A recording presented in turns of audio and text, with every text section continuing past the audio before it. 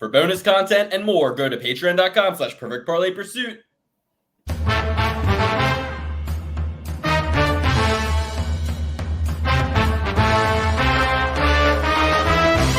No black cats, just straight facts. Triple P certified. Listen, we can talk about odds all day. It doesn't matter what the odds are. It matters what's gonna happen.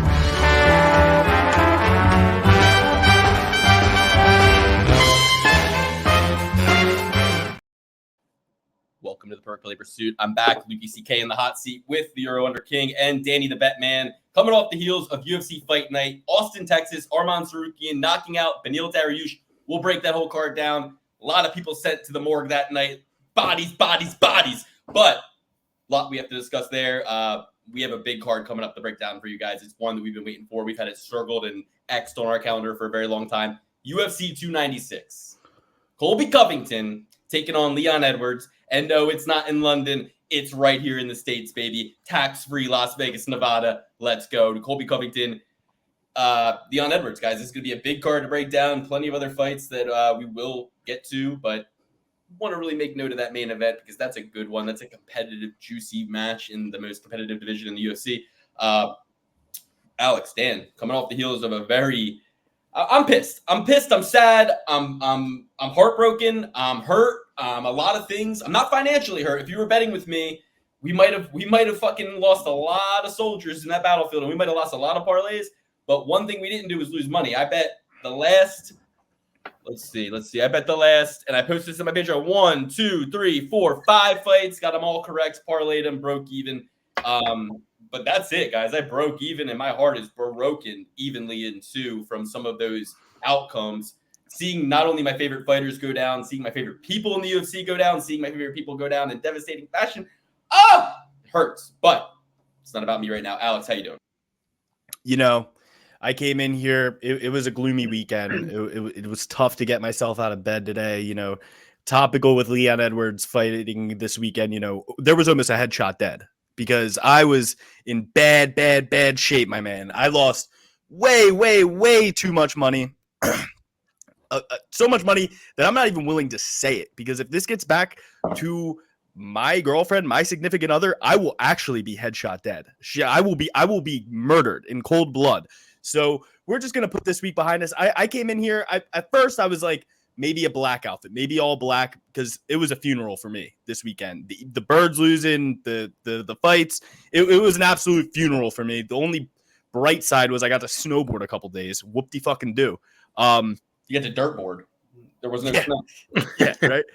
But yeah, guys, I put that all behind me. I left that on Sunday morning, Sunday evening. I left that all behind me. We're here to celebrate. We're getting one back, and it's Colby Covington, baby. Let's fucking go. I might have to retire if it doesn't go well, but we're here. Dan, how are you doing? I know it was a grim weekend for all of us. Yeah, so we all have different stories of despair going on here. I'm probably the only one who actually won money. I won $100. Big whoop-de-doo. My whole thing is lost the opportunity of an 18K night, which would have been far and away the largest payout any one of us have made ever. Anyone in the Discord, probably, I would assume. So, man, I'm still hurting. Sean Soriano must be cut. We'll get to that momentarily, I'm assuming. Sean Soriano is someone different. It was Puna Lele. What did I say? Oh, Sean Soriano. Puna Soriano. Gotta go. Let's get it. I don't blame Stoles for stuff. I blame myself. I blame myself more than anything. I understand what you're going through, Dan. So wait, let me tack on one last thing before I forget. So I was being responsible. I was going to hedge. However, I thought the Clay Guida fight was next. So going into the Puna fight, I placed a bet for Clay Guida to win, you know, thinking that would be the next bout. I would have hedged on Soriano and had that Stolfus at plus 245 or whatever and had a pretty nice payout. Instead, we have, you know, me betting on him at minus 650 well when he was about to win, and the writing was on the wall. So that's when I started my my rebuild there. Only won $100 on the night. Didn't lose money though. I got the shades out here. Do I wear the shades on a $100 win? I want to show everybody the real. Obviously there were other ones that would have hit too, but this is one of many that would have hit. Soriano would have won $50 bet, ESPN free $50 bet, dude, insane. They gave out 4 free $50 bets. So I was like, I'm gonna take this thing to the house. House, dude. I love it. And you miss it by 1, and he's like a minus 385 favorite or minus 285 favorite. 3-1 favorite. 3-1 favorite. I was explaining it to my father-in-law. Was like telling him about your loss, and I was like, the guy. It was such a trivial guy too. It was just sort of a non-thinking, kind of like fading a bad fighter with a bad fighter. That age-old lesson. Dustin Stoltzfus just not having a high opinion of him. But, whenever the crowd kind of seethes and sinks up on a guy like they have with Stoltzfus, that this is fighting, man. All these guys got into it for one reason. They're fighters, and they have a chip on their shoulder in some capacity. So if you all mob on a guy like that, it's inevitable that he's going to fucking eventually come up with a win just out of spite or something. But bottom line is Stoltzfus is a lot better than people give him credit for. Sean Strickland had a PR kind of campaign against him on Joe Rogan's podcast. Oh, yeah. A lot of people's heads definitely artificially inflated the line a little bit, but Soriano did look good, did land some good shots early on. I didn't think he was going to lose until it happened. The worst part about this one, Dan, is where he was placement-wise in the card. Because now, let's talk about what you could have done, right? Well, what you could have done, if in theory, if you knew that he was going to be the only one, you could have bet on Stoltzfus, and you did. That's the rebuild. That's the rebuild. Right. Oh, it's no, it wasn't the rebuild. It was the hedge rebuild. Yes. Yeah. No, not the hedge. It was literally during the fight. Once it was evident that he was going to win. Okay, but either way, it's a hedge. It included Stoltzfus, so it's a hedge rebuild. So let's not waste time. You're just making yourself look bad by saying it was live because that's stupid. You should have definitely did it before the fight was live. That's what I was saying. I thought that the Clay Guida fight was next. Oh, okay. And so I put a hedge on Guida. Is that my fault for messing up the bout order because Tapology switched it and I didn't update? Yeah, but I could have also just looked at it. But yeah. No, it's my fault. I take all the responsibility, and good on Stoltzfus as a human being, right? Because most hardcore fans, if you ask them, even previous to the Sean Strickland campaign, who's the worst fighter on the UFC roster, a good portion of them would say Dustin Stoltzfus. So for him to get the win, get the finish, I wouldn't. I mean, I get what people would say. Yes. I think that's a little bit. Even back then, that would be. Bilal Muhammad. No, come on. Now we're being ridiculous. You're just being mean, but like, I mean, there's just like other guys that are far less skilled that are in the heavyweight division. Like, for example, you know what I mean? No, don't be talking about Jay Collier before I go over there. I'm not talking about Jay Collier, but let me just say one thing. So, yeah, you did the hedge 20 to win 242 on all your picks. After that, I guess that your options would have been you could have hedged with more than $20 because if you're standing to win. But here's why I'll give you that you didn't have that option because you still have Brady, Figgy, Turner, and Saruki, and I mean.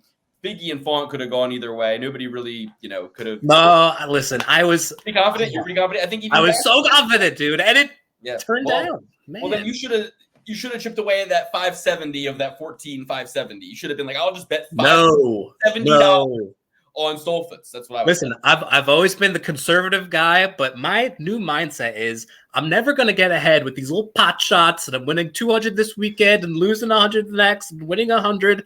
You got to go in for the kill. You got to go in for the kill and then go in for the kill twice over that. Take that kill money and kill again. And then you make that large amount. Dan, do not go for the kill, please. Although you won't get ahead. I am big game hunting, folks. I am big game hunting, and I'm confident about this coming weekend and the weekend after that for UFC 296. And we're going to rob the bank, and I can't wait. I'm juiced up, guys. I'm juiced up. And I'm filled with piss and vinegar and ready to go. Right, well, although you might not get too far ahead, being conservative, I'll tell you, you can get very, very, very behind by big game hunting, and I flew too close to the sun myself. But listen, Dan's Dan's version of big game hunting is a $50 free bet on ESPN. But he's talking about just trying to be more right and trying to get more, take that money and multiply it more times over. And I'm multiply. That's the name of the game, Alex. Just because you literally put your dick in a blender this week betting with your heart, like you can't bet with your heart. Joe Selecki's a friend of the show. He comes on the show. If the government sees you putting massive amounts of money on Joe Selecki, you're getting called in like Kraus. they're going to say, what does this guy know? So you literally put yourself at a big liability. Clearly, I know nothing. By betting that much money on Joe Salikhov, you put yourself at a big risk. And guess what else? You're lucky in that regard. Because if he won, they would be calling you in for questioning. It would have been, you're lucky that you lost. Because they would be like, how you'd have to say under oath that Joe Salikhov was just more of an acquaintance and you weren't a personal friend. And do you really want to say that? Lie? I'm kidding. I'm just joking around. Joe sacrificed himself for you. He did. Yeah. He would have won, but he knew the situation. But it's the guys, we're obviously heartbroken. That fight hurt me, honestly. That made me sick to my stomach. Oh, yeah. And it's just one of those. If Joe took a punch, went down, that like Benil probably in theory took a way worse concussion, getting knocked out with a punch, then getting multiple times followed up after he was knocked out. Bobby Green, much worse. But Bobby Green, I don't know what all the hoopla is about. It didn't feel like there was more, at least in those situations, it didn't feel like they had more potential in the fight. Like the words out of Michael Bisping's mouth were that could not have gone worse for Jakar Close within the first 10 seconds of the fight. Meaning, wow, that already is going so badly for Jakar Close. It's going exactly according to plan in the opposite direction for Joe Salikhov. So it's like we're out here like George St. Pierre. We're out here dominating, with from the bell, getting on them, attacking them where they're weak. George St. Pierre shit. And then we lose position and something happens that feels like, okay, run that shit back. Obviously, what the fuck, you gonna do that twice? That it feels more like an infield error than it does a true Jakar Close is the better fighter. You know what I mean? Oh yeah, of course. That's why that one hurts way more. And then even when you see the very next fight, my boy Zach Reese, who I bet Zach Reese to win in the first round, Zach Reese win by finish, Zach Reese. And, obviously when it's a UFC newcomer, you're getting kind of crazy, especially when they're coming in as a favorite. But for me, it wasn't really about wanting to ride any kind of hype. It was about wanting to punish Brundage for robbing us all of that Malkoon fight when Malkoon was obviously going to dominate. And then he does something perceived as cowardly. I was like, fuck Brundage. I hope he loses. And I wanted to kind of manifest it. So but either way, it's and then Brundage gets done the same, or Reese gets done the same way, and you want to go, okay, can everybody stop doing that? Can everybody all the good fighters win, and all the guys we want to lose? What's going on here? I will say, be very careful betting on Rodolfo Bellato in the future. I think crazy. I think you're going to want to be careful on him. He's going to get very juiced odds, and he is not Vitor Petrino, guys. He is not Vitor Petrino. He might have the look, but if you see the way he throws punches, they're all arm punches. He's too muscular. He's too big guy, but he's not Vitor Petrino. We got to be careful on him in the future, and definitely don't tie too many horses to him, because before that Joe fight, when I was happy as a clam after seeing Jared Gooden come back the way he did, I was on the edge of my seat during the Rodolfo Bellato fight. It was very nerve-wracking. I thought he was going to lose that almost the entire time until he got the finish. Yeah, don't bet your money, but enjoy the ride, because he's going to be a fun fighter to watch from the fan perspective. So my wife can tell you my butthole was clenched throughout that fight, because taking a look back at the open bet sheet, had Bellato, all of them, every single one. Naughty. It's You're teasing me, you naughty. And this asshole ejected just like that. Asshole.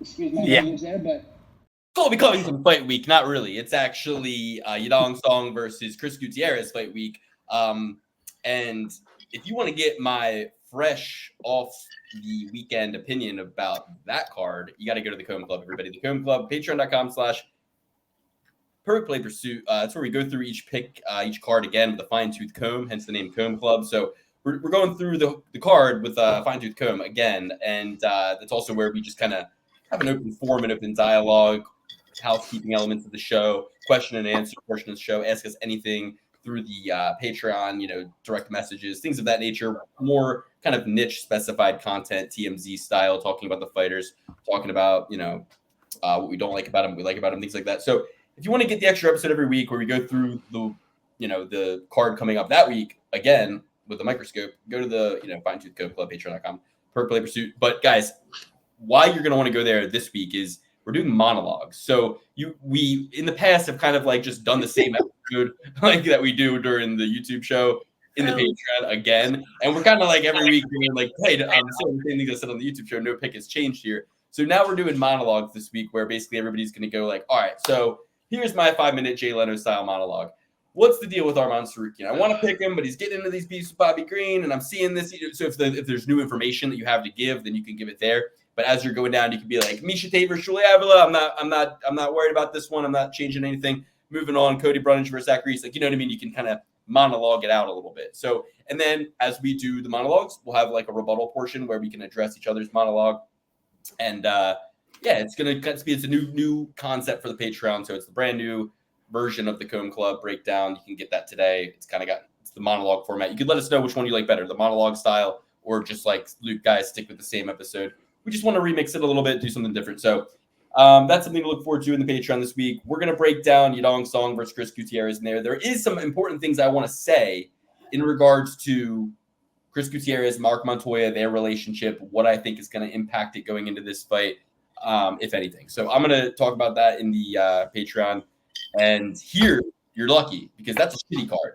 And that's going to the Patreon, and it's not going to get us any new Patreon subscribers. I know that you're watching this going, Luke, I'm not subscribing to the Patreon to get the Comb Club breakdown for Gutierrez versus Song Yadong. I don't care about that card. I'm not even going to bet that card. I'll be in there next week for the 296 Comb Club episode. So in true Colby Covington fashion, when we do the Colby Covington episode of UFC 296, and considering that who else is on the card but Ian Machado Garry, I'm going to drop the DMs sent to me and the comments left on my Instagram. Oh, I'm going to read the ones from Layla Anna Lee that were sent to me, my personal account. She came after the show, and people are saying that we're lying about this, but this was over a year ago. I fucked up the date. I think it was in 2022, not 2021, but either way, it's either here or there. It was like 2 summers ago, and we just had a very mild hazing, a very mild kind of, clap back at Ian Garry. And then they just it was both of them. He commented too, and he blocked you, Dan, and I have all of it screenshotted. I had to the reason I didn't want to have to go through and swipe, but then I realized iPhone does it by months, and I was able to pinpoint where I was that month. So I asked my girlfriend, I was like, hey, where were we this month? What month was that? And she was like, oh, we were here. So I was like, perfect. So I was able to find it much easier than I thought it was going to take. I thought I was going to have to literally go through 20,000 screenshots and pictures on my phone and try to find this. I had no idea when this was, what year this was. So bottom line is I'm going to read. It's going to be like a play, kind of like Othello or kind of like Yet. I'm going to read the play I'm going to read like a play in the Patreon. So but guys, I need to see like a return on this because she's like, if I'm kicking this hornet's nest, you know what I mean? I need new Patreon members. I know at least one will be in there waiting for this episode to drop, taking diligent notes on what I say and how I say it and the legalese of it all. But just always remember that we don't even exist. And I will be reading the DMs, my DMs. You're allowed to read DMs. If I'm not, stop me. You know what I mean? Somebody stop me. But I'm pretty sure you can read any DM you get, right? And it doesn't matter if they delete them or not. I have the screenshots. Yeah, they're just screenshots. You know what I mean? At the end of the day, they're just screenshots. Could be AI. It could be AI. This is an entertainment purposes only show. Nothing is really real, guys. Right? So, no, she said it. She needs to stand on business. She needs to, repent for her sins. And if you guys are sitting here thinking, oh, the perfect parlay pursuit, these guys have some big heads. They think that they're on Ian Garry and Layla Machado's radar. We already were when we were a much smaller show, probably had 300 subscribers at most, and somehow we caught their eye. So this is brag about us. This is to actually admit we are a very small show, and the fact that she is concerned about it speaks volumes, I think, to the situation at large, which isn't really a situation about any one thing. It seems to be more so about this kind of broad idea, right? And that's for you to determine. But what's that from? I don't know. I hate when I quote something I don't know what I'm quoting, but it's in my head. You know what I mean? Anyway, we're gonna read the DMs in the Patreon and the comments. There were comments too on the pictures of me and my mom, the pictures of me and my daughter. There were comments, and I'll read them. They're ridiculous. I would call them unhinged. That's the word I would use to describe the comments. They're unhinged. But it's all in good fun. I mean, I don't care. We're all we're blocked now. I mean, she blocked me, so not me. You're not blocked, right? Not me. Ian Garry's my favorite fighter, dude. I love Ian Garry, and I think that everybody coming out against him right now is messed up. You should leave families out of it, and it should only be between the fighters, okay? If you want to make fun of Ian Garry, that's fine. Don't make fun of his throuple type situation that he has going on with his nutritionist. I wouldn't even say that. Dude, I wouldn't even say that. I was stick just to the DMs. I live in America, Ian Garry. I'm allowed to say whatever the fuck I want, okay? All right. Well, listen. I mean, listen. This isn't Ireland. Amber Heard thought the same thing. Amber Heard thought the same thing. Didn't she lose? I'm not accusing him of anything except for being a pussy. Listen, but I thought he was your favorite fighter. I was kidding about the pussy remark. Ian Garry is my favorite fighter. Okay, because you're kind of walking yourself into a time someone tonight. I'm playing both sides. I'm the type of guy, I play both sides. I'm like devil's advocate Danny. Have you ever heard of him? That's not playing both sides. Going the complete opposite side. And I just wanted to mention, Dan is now the leader of the show, pick-wise. Two wins. Two big wins for the week, okay? Dan extended his lead. Alex and I are now tied for second place. And Triple B certified picks for year 4 officially have crossed 100 correct Triple B certified picks. Woo! One of the viewers, go back a couple months ago when I was down 12 picks on Luke, and he said, "You will never catch me. You will never even get the chance, either of you. I'm so far." It took you fucking a long time. Hey, and it took worthy me of the shades. It took me playing this game like a drunk. You know what I mean? Like, I'm literally, if you look at my record, my picks, I never go under 50%. And I think like the last 4 cards, I've gone like under a third. You shouldn't. You should never go under 50%. Any gambler of any kind. On the Brandon Allen Paul Craig card, I went 5 out of 13. On the Yuri Prohashka card, I went 3 out of 11. And the week before that, on the Almeida card, I went 4 out of 8. And the week before that, I went 6 out of 11 on the Volkanovski card. And the week before that, I went 4 out of 11. So it has been like it was not since the Grant Dawson Bobby Green card that I went 7 out of 10. And even the one right before that, Mateus Gambrat versus Rafael Fiziev, I went 3 out of 11. Like, it took me absolutely burying myself over the last 2 months with nonstop bullshit coming out of my mouth. Like, I mean, I don't even know what's happening to me. I'm like falling apart. It's like I'm truly in a hole here. But that being said, just remember, boys, it's not about how you start. I started down in the dumps. I was the worst one here. I'm coming back. The season starts over in March. I will be there and I will go crazy. I'm going to be the number 1 on this show. Number one sport gambler on show. And I just want to say we are 100 correct out of 145 given, Triple B certified. 69% accurate in year 4 with over 100 correct and 145 given. Guys, I just really need to emphasize 69% accurate in year 4, but 69.6% accurate at the end of year 3. So with 2 years now, both years with triple digit picks given, we are 69% accurate. That number, 69, that's a divine number. 369 Nikola Tesla vortex math, right?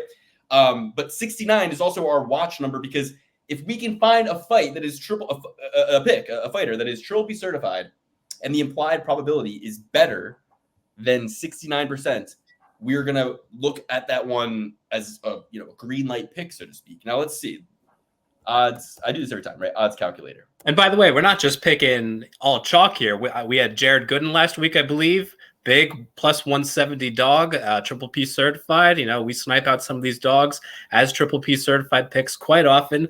Not to boast, humble brag.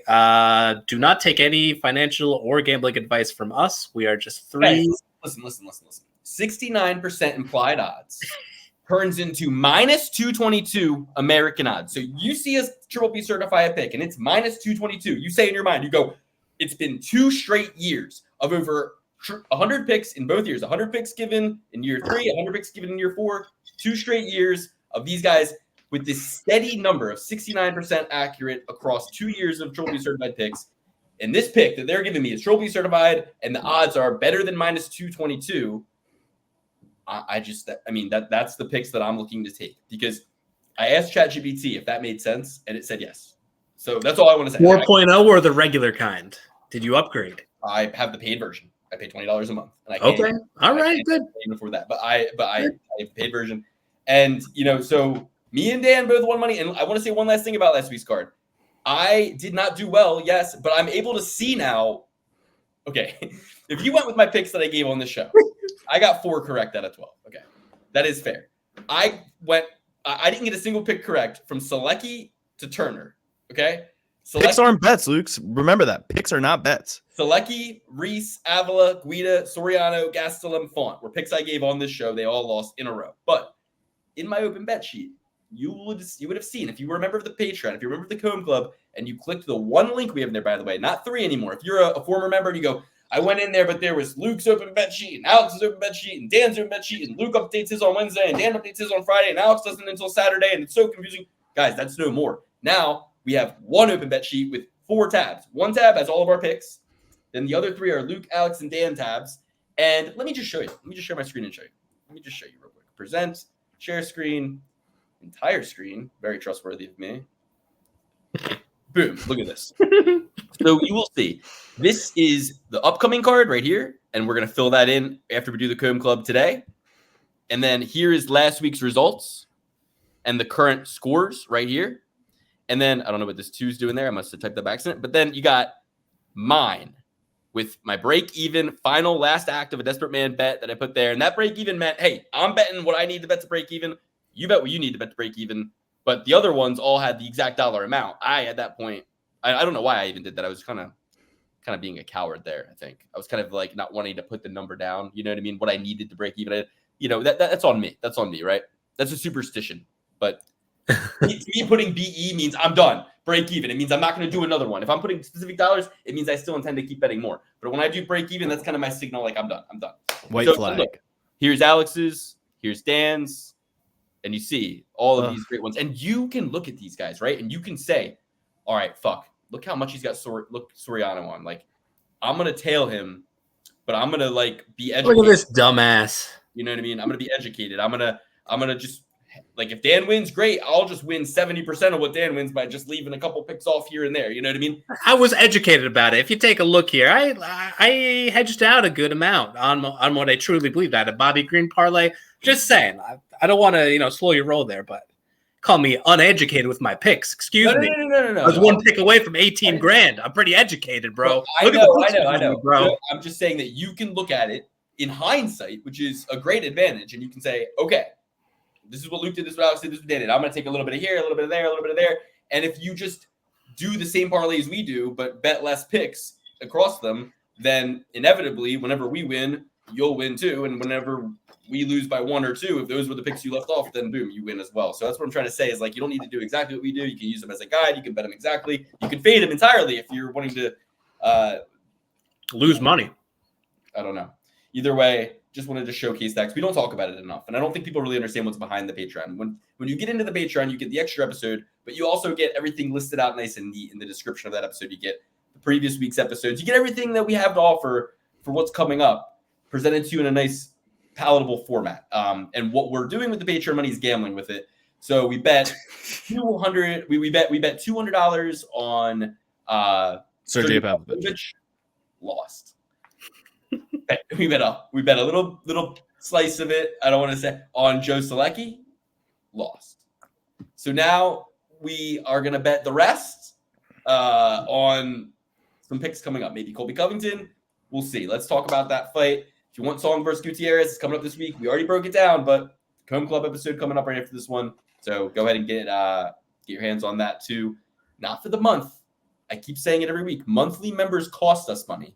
Yearly members invest in the show. So if you want to invest in the show, if you want to pay us back for all the free content you've absorbed and taken in for free, and you want to say, I want to give these guys a little something back because of all that they've given me, all the hours of their time, then you do the $100 yearly membership. It's $100. And guys, that's what's going to help us actually throw lead at these fucking bets. You know what I mean? There's some serious, like, that's what we need to start throwing a lot of money at our picks, our bets, or else what are we even doing here? You know what I mean? So that's what I'm saying. Let's do it. Before we get into Edwards versus Covington, UFC 296, 14-fight card, big-time breakdown. Going to take a while. We got to be kind of snappy with the picks this week. We're all pre-tape studied. We're all five-star breakdown. I mean, I broke it down based on strength of schedule, height and reach, age, strength, traits, their attributes, like their style. Style is pretty much, and then what was the other one? I don't know. It's your criteria. Strength of schedule and reach. Then you got age. Then you got style. Looks. One more. No, strength of schedule. I said strength of schedule, age, height and reach, style. Heart factor. No, there's a fifth one. What's the fifth one? Technique. Gym. That's style. No. Resume. Height and That's reach, strength of schedule. Style. I don't know. Style. Age. Style. And what's the fifth element? Guys, if you remember what my 5-star criteria breakdown was, please fill it in the comments. But what I mean is we've taken a look at this card. And if you see us saying like, oh, this guy has if it seems like we're reading the typology, we're doing it for you. Because while you're watching this episode, since this is 2 weeks out, this is your chance to take in information as well, okay? I'm not saying we're stat diggers, which I do recommend you watch, but I'm going to give you, some of these basic stats as I read through it just to kind of table set, right? So this is going to be a great episode. I'm pretty excited. Like I said, I started this day not looking forward to doing the show because I was so sad about the outcomes, Joe Salikhov, Bobby Green. What are you going to do? We move on. Eventually, I'm going to be paid back, paid in blood, paid in full. Even Wonderboy Thompson's on this card. And I hope Shavkat punches his teeth through the back of his head. Okay, because at the end of the day, it's like paid in blood. We got to get this man. We got to get this man out of here because he's elusive, but we got to get him out. You know what I mean? Kevin Holland was supposed to do the job, couldn't get it done. Now we hate him. It's not good, man. Stephen Wonderboy Thompson, you're messing everything up. Now I can't like Kevin Holland. Now I got to watch you doing the Dos Equis commercial. No. Okay, so lots to talk about today, everybody. I've talked too much. We all know people hate me. I'm going to take a break. Use the bathroom. I'm going to refill my water cup. I'm going to let you guys take We do hate you. From the top. Leon versus Colby. Just talk a little bit more about the fights that happened this past weekend. Clay Guida still freaking got it. Please, we have to. Yeah. Clay Guida, absolute animal, still has it. Can fight a lot of guys in the UFC still and give them the worst night of their life. Dan, what did you think about that one? Did you think that? Real quick, does he have the most losses ever in UFC? He could. I heard it was something like that where like he recorded his 18th or 19th loss. Yeah, and he's 18-18 officially. Wow. Yeah. What do I think about Clay Guida? I think he's a fun fighter, enjoyable to watch. At this point in time, like even on a dog shot, I don't think I would really lay any money on him, except for a rebuild parlay. Oh no, that fight was pretty close. It was very close. But he's just he's even less, in and out of the pocket and kind of herky jerky. He's even less of that now, and that wasn't ever really a championship style to begin with. Even in his heyday when the UFC was worse. Mm-hmm. So now it's like, he's lesser at that, and the UFC is better. Where do we go from here? Love the guy. Hope he doesn't accrue any brain damage or injuries and has a fruitful retirement. What? It's a common sense thing to say to a UFC fighter. Like, I hope you are healthy going into your retirement. What are you, a freaking Nigerian doctor? What get out of here with your CTE scandals. Where was that guy from? I don't know. What was the guy from Concussion? Yeah, that Will Smith played. I actually never saw that movie, but it was very intelligent of me to pick up on that's the movie you were talking about. It might have been Kenya or something. I know it was some African country. Interesting. Yeah, so that's that. What are some other fights? I mean, Brundage, I had, and you guys saw on the podcast, I was very, very high on him as far as this fight was concerned. I almost picked him. And as you can see by my bet sheet, if you're a Patreon member, all dog or pass. I think I had, I think I had one with Reese, but all the rest were either blank or Brundage for like a good 3 or 4 of them. So that one came through. Crazy that we had 2 back-to-back slams. I mean, it's almost inconceivable to think that would happen. 2 back-to-back slam KOs. Obviously, Joe Lisecki, Selecki. Man, I mean, I didn't bet him at all because I had too much emotionally invested. Like, I can't throw money in this and muddle this up. Too much emotions going on. Man, but he'll rise up. He'll be better than ever. And we love him over here. 3-time Triple P Fighter of the Year. So, Alex, any other fights? He was from Nigeria. I was correct. There we go. I had Good to look use that of up. time there. Good use of time. Miesha Tate looked phenomenal. I mean, I knew that was going to happen. I knew she was going to smother Julia Villa. She struggled with some grapplers in the past, and Miesha Tate actually has like great wrestling, not like jiu-jitsu or grappling or anything like that. Her wrestling is pretty good. I think that I think she's correct. She says she's 1 or 2 away from getting a title shot, especially with like Amanda Nunes and a lot of the mainstays in that division are gone. I think she's 1 win away from getting a title shot. She has the name. She's probably got the most star power in the entire division.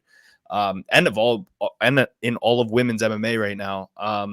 That would be such a bad look for the bantamweight division if Miesha Tate won the title. That would be such a bad look. She's done it before. And she wasn't that young when she did it the last time. Yeah, and now she's even older, and also like same kind of situation as before. Like not that great. Do you think if Miesha Tate wins the title again, we should get rid of that weight class too? Yes. That means there's literally nobody good left. No offense. Miesha Tate is good. She fought really well, dude. I picked Avila thinking Miesha Tate's old. She's not paying attention. She's on the radio. She's on this. She's on that. Excuse me. I'm like, Miesha's she's not paying attention. She's not in the game like Avila right now, right? It's gonna go bad for her, like it has for McGregor, for Cruz, for these other commentators, radio personalities, guys who are doing other business, right? But no. And I love McGregor and I love Cruz, so no beef with you guys. But I'm just saying, Miesha looked great. She looked great, in the fight with her skill. She looked pretty. We can say it. Is that fair? Is that fair? Fair to say? She looked super smart. Fair. She looked very smart out there. In there. And she dominated Avila in every element in that fight. Hey, Avila, a guillotine is not a takedown defense. Hey, Avila, a guillotine isn't a whizzer. Hey, Avila, get up off your back and your butt and get your ass off the mat and get to your feet, dummy. It's more based on Avila losing than Miesha Tate looking great. Isn't she a grappler? No, she's not a grappler. She's a geology doctor from Notre Dame who can strike a little bit. And then I see she's got a post out where it says like, I was 250 pounds last month. It's like, what is she talking about? Like, I gotta find this quote. Hold on. Yeah, I think if anybody needs to get tested for CTE, it's not Clay Guida. It might be Avila, because I don't even know if a human body is capable of getting up to 250 pounds and then fighting at 135 within months. What about Alex? Okay. I thought I was joking. I thought I was fucking joking. I wasn't. It says from 225 to 135, Julia Avila drops 90 pounds for Miesha Tate fight.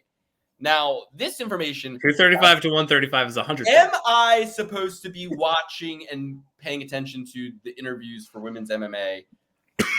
This didn't make it across my desk until it was too late. I'm sorry. I had already done the episode. I had already done the Code Club episode. If this had made it across my desk, I would have been like, are you shitting me? I'm picking Miesha Tate. All right? This is crazy. So... she said, I went up to 225 pounds. Oh, wait. It says she was pregnant. This is even more crazy. She's acting. Why would you word it that way then? That makes sense if you were pregnant. I thought that she was. Okay, but then again, guys, yeah, there we go. Like, this is crazy. We need to not bet on these lady fights if this is, information I need to be privy to. Or we should, when we know that the woman was pregnant and 275 pounds and she's the favorite, then we should definitely bet the other dog. That was such a sneaky spot that we missed with Miesha Tate. Not me. Not seeing this article. But you picked her without even seeing this article. It doesn't matter. went up I was right. and I'm supposed to now pay attention to these. I went up to 225 pounds and I was huge. I lost almost 100 pounds. But then, see, I would have been like, man, she's so motivated. She's hashtag mom mode activated. She's like lost all this weight. I would have been like, if you saw that, you would have. I would have bet double down on her if I saw this. Yeah. I would have been like, she can do that. She can do anything. Moms are superheroes. Like I would have totally went that route. Yeah. Sean Brady, amazing, sensational. Kelvin Gastelum. I mean, losing the fucking weight. I mean, if she's losing the weight, she's working. You can't really deny that. Like if she's, you know. Yeah, for sure. What did you think about Sean Brady versus Kelvin Gastelum? I think Kelvin is just done. If you're getting out wrestled by guys who didn't wrestle in college, Sean Brady didn't wrestle in college, right?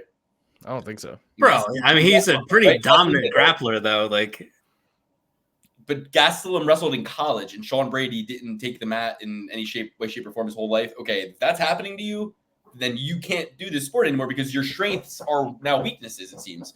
Sean Brady didn't wrestle. That's what I'm asking. Did Sean Brady wrestle? Like, I would assume, yeah. Kelvin Gastelum wrestled. Wasn't he like a junior college national champion, or he was like Division like one? He wrestled in college for American sure. Or something. Like he wasn't D1, but he definitely wrestled in college. It was either D2 or JUCO. We looked this up when we broke this fight down. Never mind that. Okay, so yeah, I remember it wasn't actually as impressive as I had it in my mind. For some reason, I feel like I got Kelvin Gastelum as like an All-American or like a JUCO champion or something like that. You know what I mean? Yeah, because he smothered Uriah Hall 10 years ago. So we all think he's some good wrestler. I don't know. But I did switch to Brady, and that's reflected. Did you see any of Bilal Muhammad's comments on this fight? He's like, "Oh, I thought Sean Brady sucked." Must have missed some like that Julia Avila article that didn't make it across my desk. He was like, "Oh, I thought Sean Brady sucked. Oh, he made that look easy, and I'm not talking about him. I'm talking about me." Or something like that. And then Darren Till quote tweeted him and said, "Bilal, go to sleep. No one likes you, mate." Yeah, it's like, Sean Brady also fought you in Abu Dhabi when he had never been on an airplane before. Flew all the way to Abu Dhabi to fucking lose on purpose. You guys probably fucking gave him some Aldo dust on the plane. I mean, you also beat him without him ever getting dropped too. So if we want to really start looking back into that fight, it's like, why did that ref stop the fight with Sean Brady still on his feet? And then you have Bobby Green dead on the floor. Who the ref was in that fight? Please tell me it was. Yeah, honestly, fuck Terry what's his name? I really thought his name was Hatley. What's his name? Terry Hatley. I'm embarrassed. I really don't know what his name is, but I know exactly who he is. And if he feels bad, he's the Alex Jones looking ref, right? I don't know, but if he feels bad about it, then like I hate you more. I hate you more. Like stand on your decisions. You know what I mean? It's like don't come out after like, no, that was fucked up of me.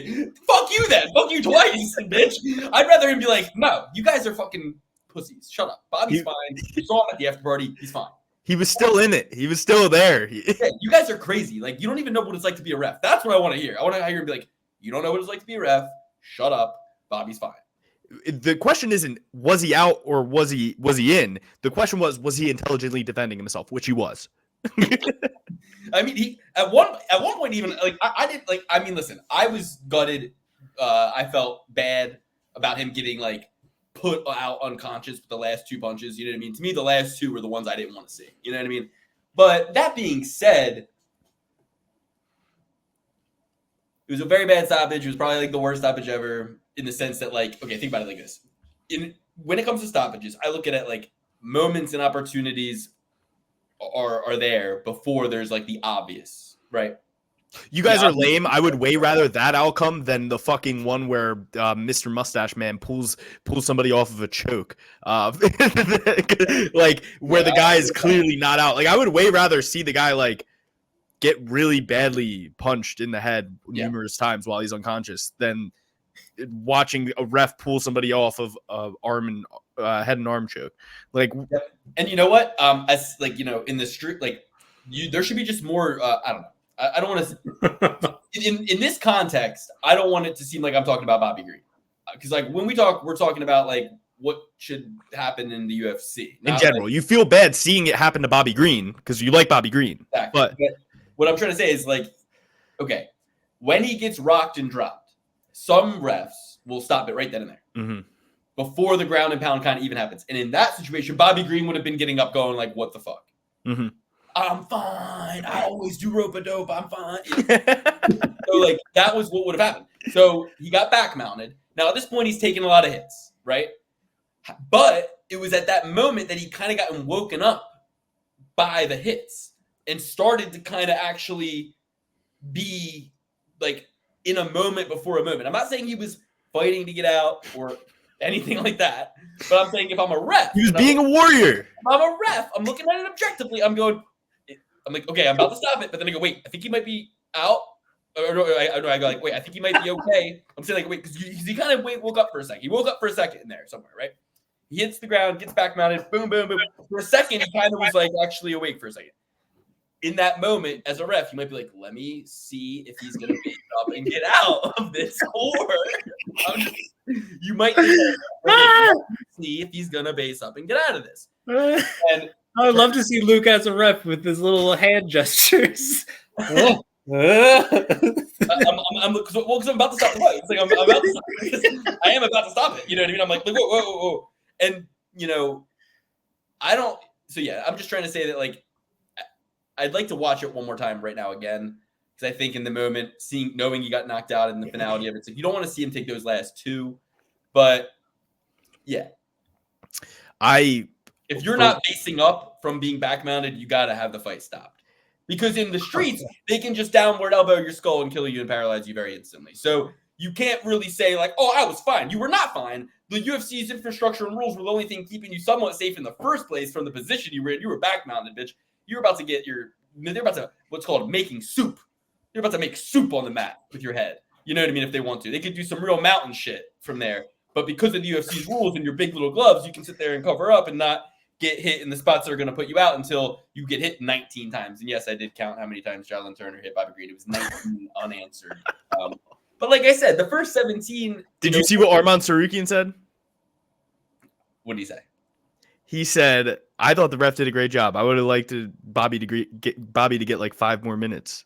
I think he was good. Yeah, I mean, as Bobby's enemy, that's hilarious and funny. Like, there's really no getting around that. I mean, it is mean, but he is Bobby Green's enemy, so it's funny that he said that. Hilarious. It was really good. And Ariel Helwani's like, oh, stop. No, don't say that. No. And Arman Tsarukyan's like, no, I thought he did a great job. I think that was he was like, everyone was asking me why I was so happy when I was walking to the cage. And I was like, well, did you see what just happened? Man, that is cold-blooded. Woo! I mean, that's a great night for him.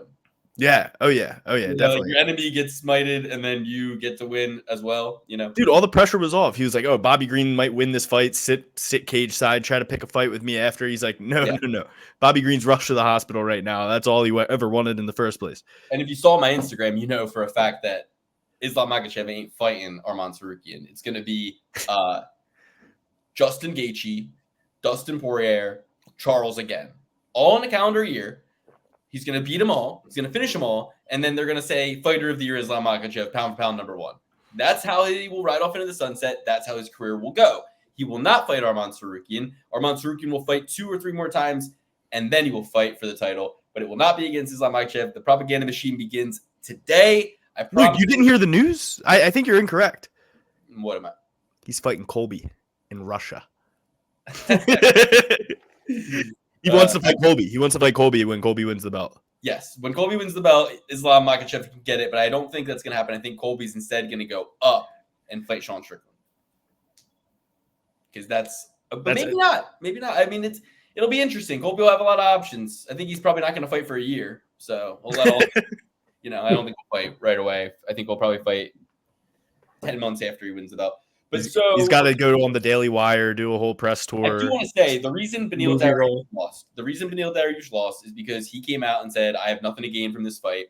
He, in his mind, put himself at a no-win situation from the get-go. That's my opinion on the matter. I think that if you ever hear a fighter say, I got nothing to gain from fighting this guy, Beneil, they put you in a main event. They put you against the guy that had the closest fight against Islam Makhachev. They put you against the guy who is the incumbent #1 contender. And if it were a just and righteous sport, he would be there and you wouldn't. Your 9-fight win streak what's his win streak? What's Arman Sarukian's win streak in the UFC? Let's see. Arman. Well, he lost to Islam. Gamrot Oh, he lost to Garbrandt too. Yeah. Yeah, that's true. like 1 or 2 fights ago. Well, look, I'm just trying to say that Arman Sarukian made quick work of him, and he wants to be Mr. Rankings, rules. Everybody deserves what they deserve, and it's like, well, if that's true, Well, can you blame Beneil, dude? He goes on all these win streaks and just gets overlooked all the time, and he's like, "What? Okay, so listen. What can I do anymore?" Okay. So my man loses Islam Makhachev by decision on short notice, goes on a 1, 2, 3, 4, 5 fight win streak before Gambrat, which everybody thinks he wins. Then he beats Damir Ismagulov, and so basically, if you don't count the Gambrat fight, you got a 1, 2, 3, 4, 5, 6, 7 UFC wins, my friends, before he fought Beneil Dariush. So it's like Beneil's like, I got a 9 fight win streak. I should fight for a UFC title. Well, before what's his name fought you, he had a 7 fight win streak. If he didn't lose to Gambrat, which a lot of people thought he won. Wait, wasn't the only reason he beat Damir because Damir was like, I want to retire, but I know I have one more fight on my contract, so I'm just gonna, do No, one that was more. Grant Dawson. Okay. Listen, but here's what you're also forgetting: Olivier Aubin Mercier, a millionaire, somebody that he beat, in his first UFC fight after Islam. Matt Frivola, Joel Alvarez, Damir Ismagulov. Like, these are high quality wins, and he made such quick work of Beneil. He's 27 years old. It just goes to show it's like, okay, I don't know what Beneil is doing with his mentality, acting like you have nothing to gain from fighting Arman Sarukian. You just lost to Charles Oliveira. It's like, who else do you want to fight? Dustin. I would way rather fight Dustin than Arman Sarukian or Justin Gaethje or any of these older guys who are also in the same exact boat as him. No, they're not in the same boat. You know why they're not in the same boat? Because they fought Conor McGregor, or they fought Tony Ferguson, or they fought for a title, or they have some fan factor that elevates them to be able. They to have leverage. Beneil has no leverage whatsoever. No love, and it's because he says shit like, "No matter what happens in my next fight, I am not gonna benefit." Okay. Well, so now you'll just not benefit in the worst way. Into existence, didn't you? Now you'll have the least possible benefits. He said, basically what he said was, no matter what, I will not gain anything from this. It's like he said it in stone. You know what I mean? He spoke it into existence. And it was like, yeah, like you walked in and got, it could have been just think about some of these guys that go in there and will just fight tooth and nail and lose a 5-round decision, but not let it discourage them. Think about Clay fucking Guida, man. 3 rounds, going hard the whole time. Every opportunity to quit, every opportunity to go down, getting fucking fed uppercuts left and right, getting kneed and kicked. And dude, he beat the fuck out of Clay Guida, and he almost, like you said, competitive fight. It's like these guys just all once, and you wonder why we're so bitter and resentful towards them. You wonder why I come on this show and I tell you guys that half of them suck and are not any good. It's because, hello, this is the kind of attitude they have. I'm UFC put my stupid ugly mug on a poster against this other guy who nobody fucking knows, but at least he's good looking. They put us on a poster and they, stacked the card so that we could have fans show up to watch us here in Austin, Texas. And you got Joe Rogan sitting right there next to Joe Burrow. You know what I mean? And you got fucking people in the crowd. Don't get me started on Joe Burrow. Why did you have to bring up Joe Burrow? That'll get you on a 2-hour tangent alone. How much you hate Joe Burrow. If I saw Joe Burrow, I'd be more interested in jumping off the cage to fucking get my hands on him if I were one of those guys. Why? What? Joe Burrow. I'd be like, oh, get out of here. Leave. I'm a UFC winner and you have a broken wrist. Leave. I want him to leave. I am a fighter. Yeah, I'm a fighter here. I work here. I want him to leave. Hello. I would start going up to the red shirt guys. I'd be like, hey, get him out. Get him out. Get him out. I'm like, he pushed me. The Russell Westbrook method. I would lose it. Yeah, but we got to get into this card. We got 14 One last thing, Davison Figueiredo, he's on he's on his way to a quick route to fighting Sugar Sean as well. That's a possibility in the next 2-3 fights for him. He's got the resume already. He went out there and beat up Rob Font, a guy who everybody kind of, you had Dan on here. He was very passionate for Rob Font. A lot of people mimic the same voice where they were just like, Rob Font, he's big for the weight class. There's no way that this little guy, this little tiny Davison Figueiredo guy comes up and beats up this big boy, Rob Font, pizza boy, right? He's another pizza I love boy. that. I love seeing that. I switched my pick to Davidson Figueiredo, and in my last parlay, put Davidson Figueiredo in there. In my head, I switched it and decided, fuck Rob Font. He's always got that. I remember that stupid look he's always got in his face when he's on his butt after some dude half his size takes him down. Didn't Jose Aldo take him down and dominate him too with the jiu-jitsu in the jiu-jitsu department? I think so. Yeah, I don't know if that happened or not, but it might as well have. But it's it was Jose Aldo. He was always wincing on the ground and like looking up like, oh, yeah, I need some advice. It's like, dude, like what have you studied? Like if not jiu-jitsu and like how to get up off the mat, like is it just the boxing? Like is it really just the boxing? Somebody get this guy a boxing match because he doesn't want to be a UFC fighter. He doesn't want to learn how to get off the butt. He doesn't want to learn how to fucking throw up a triangle. He doesn't want to learn how to scramble, do jack shit off his back. And it's like same thing as Calvin Kattar, dude. It's like Calvin Kattar comes into fights and he's like, I'm the best boxer in the UFC. It's like, it's not boxing. Who the fuck cares? Boxing's irrelevant. Nobody has any respect for boxing. And boxing's dead. Yeah. And like nobody cares. So, and you're not because Max Holloway is. So, and even Giga Chikadze almost knocked him out. So it's like, it's not like these guys from Tyson Chartier's gym are out here getting brain damage in every fight that they win. So I don't know how the fuck you guys with the brain damage, man. Like stop putting a damper on all these fights. Like brain damage. All right. Speaking of brain damage, listen, I think there's one way that Leon Edwards can get this one done, and it's by knockout. Colby's a really smart fighter, safe fighter, but he takes hits, man. I mean, he didn't get his chin checked in the Usman fight. He did. Sorry, he did. He got it. Usman fucking allegedly broke his jaw. People say. I don't know if that is really what happened, but he said it in his own corner. It's like he takes hits, gets shit. Masvidal hit him. Remember when Masvidal made him take a knee when he hit him with that shot? Like everybody tags Colby in the fight, and if Leon does, I think Leon's got the sturdiness and kind of fleet of foot to like put a finishing like sequence together and like actually knock him the fuck out. Part of me just sees Leon Edwards head kicking him. Boom, just blast him with that kick. And this is the first like in the last 5 minutes, I just started thinking this. Like I've been 100% Colby all day. I can't believe he's an underdog. Same feeling I had with Aspinall or Pavlovich. Same feeling I have had with Joe Salikhov.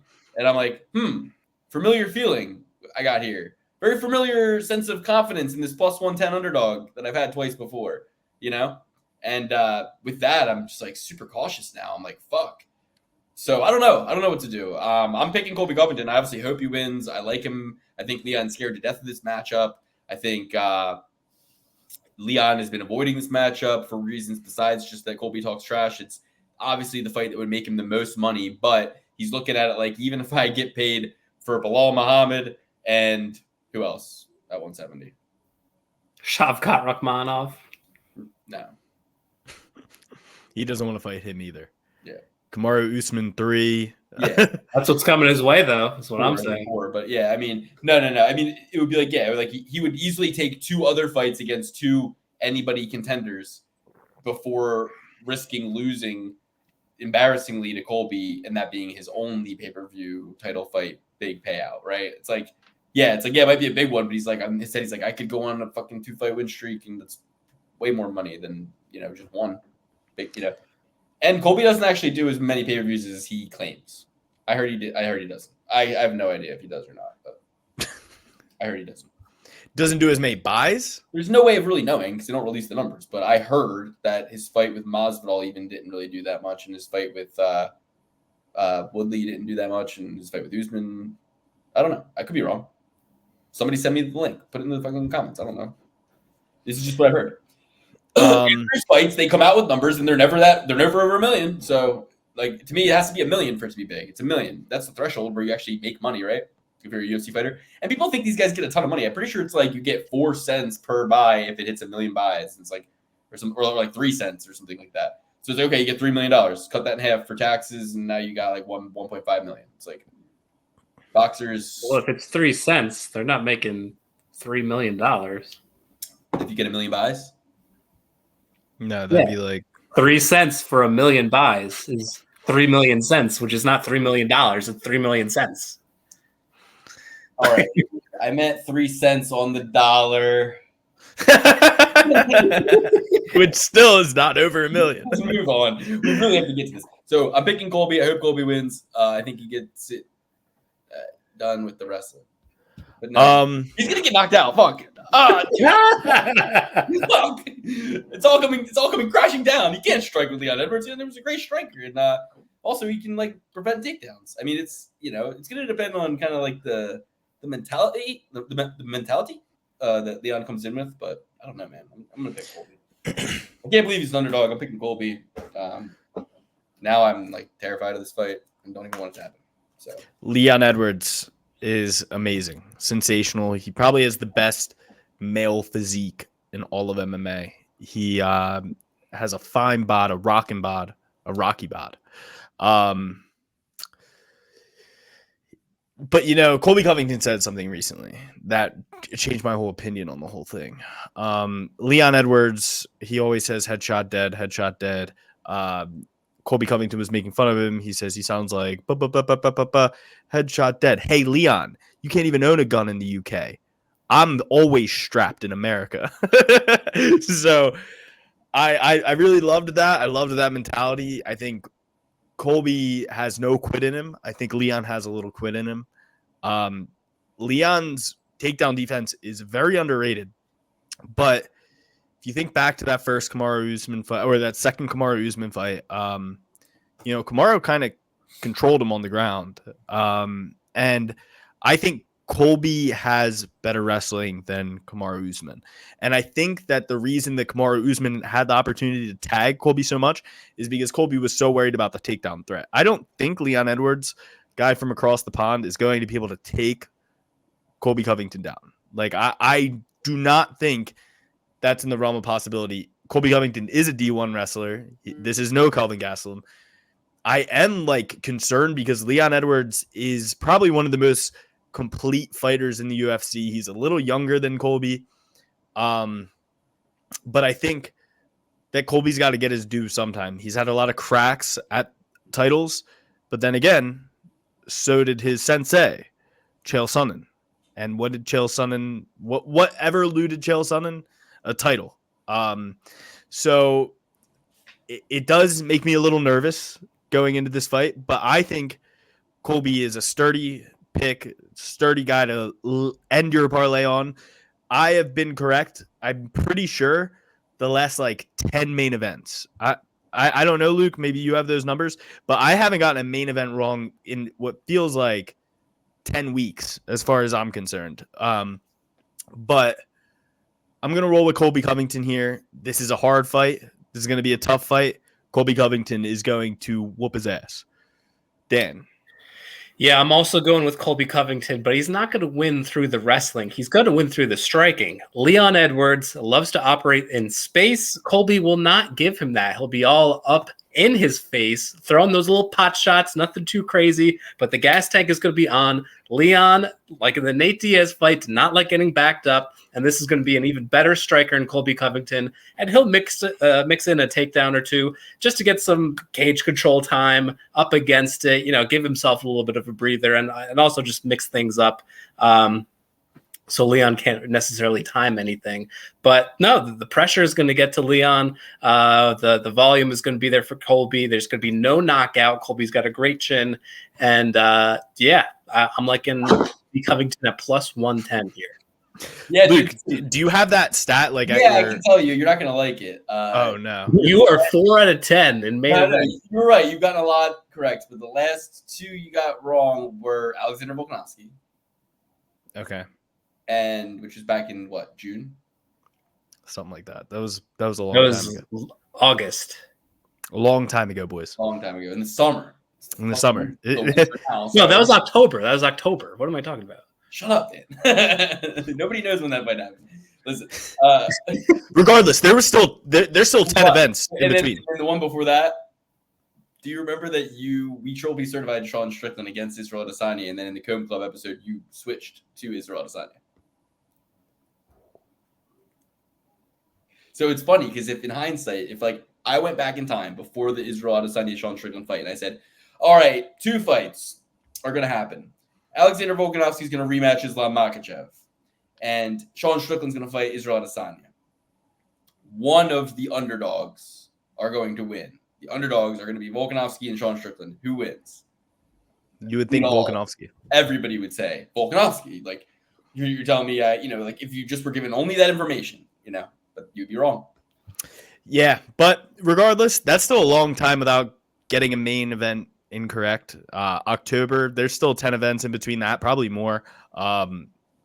Wait, October, November. Oh, maybe not. But regardless, I'm the man. I've been hot on main events. If you look back at it, 2 out of the last 20 ain't that bad, boys. This is a full-time sport. I'm here all year giving out the main event most of the time correct.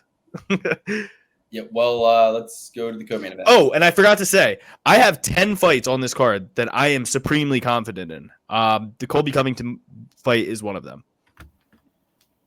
Well, we'll triple be certified Colby Covington. So, I mean, at those odds with that pedigree, how could you not? Mm-hmm. You'd be negligent. You'd be absolutely negligent to not triple be certified Colby Covington at those odds with that pedigree. So, triple C Covington. The next fight, this one is one that I'm actually, nobody knows what my first pick of this was, but I'm switching. I'm doing a switch. Okay. From what I originally thought. So just wanted to let everybody know beforehand. Dan, you want to start us off? It's Alexander Pantoja. No, you can't leave us with a cliffhanger like that. Who did you originally? Cliffhanger. Yeah, it's Alexander Pantoja on Brandon Raw Dog Royval. This is a supremely confident pick for me. Pantoja fought last on your wedding night. I watched the fight. It was after Duplessis knocked out Robert Whittaker. I was down. I watched it with a couple friends of ours who were at your wedding and a bunch of basketball-playing boys. A bunch of basketball-playing boys gathered around to watch. Who was it? It was Pantoja versus the champ, Moreno. And me and this whole basketball team of boys watched the whole fight from beginning to end, and it was one of the best fights of all time. And I told them that. I said, boys, that was one of the best fights of all time we just witnessed. Good night. And I went to bed. But yeah, so I loved seeing Pantoja and what he did there. It was inspirational. Super cool to see him get the title. He needed that. Moreno, get the fuck out. We're sick of this Davidson Figueiredo, Brandon Moreno matchup. That was crazy. They just clogged up that division for so long. That was ridiculous. But great to get some new blood in there. I think we're gonna get more new blood. I think Brandon Roy. Oh fuck, not my opinion. All right, now I gotta say it. Reason I'm picking Brandon Royval is because of the fucking Mark Montoya propaganda machine I just watched. Those guys want to win for Mark Montoya so bad. I'm going with Raw Dog. He believes, he achieves, he can make it happen. And Pantoja was very wobbly. He got wobbled by Moreno and stuff. It was really the grappling that got it done for him in that fight. And Raw Dog's too scrappy for that. He's going to be scrambling. He's going to be staying on his feet, rolling, getting out, doing kind of whatever he can do. And when he is on the feet, he's going to be popping his swag and getting his shots off. And Pantoja's going to hit the deck, I think. I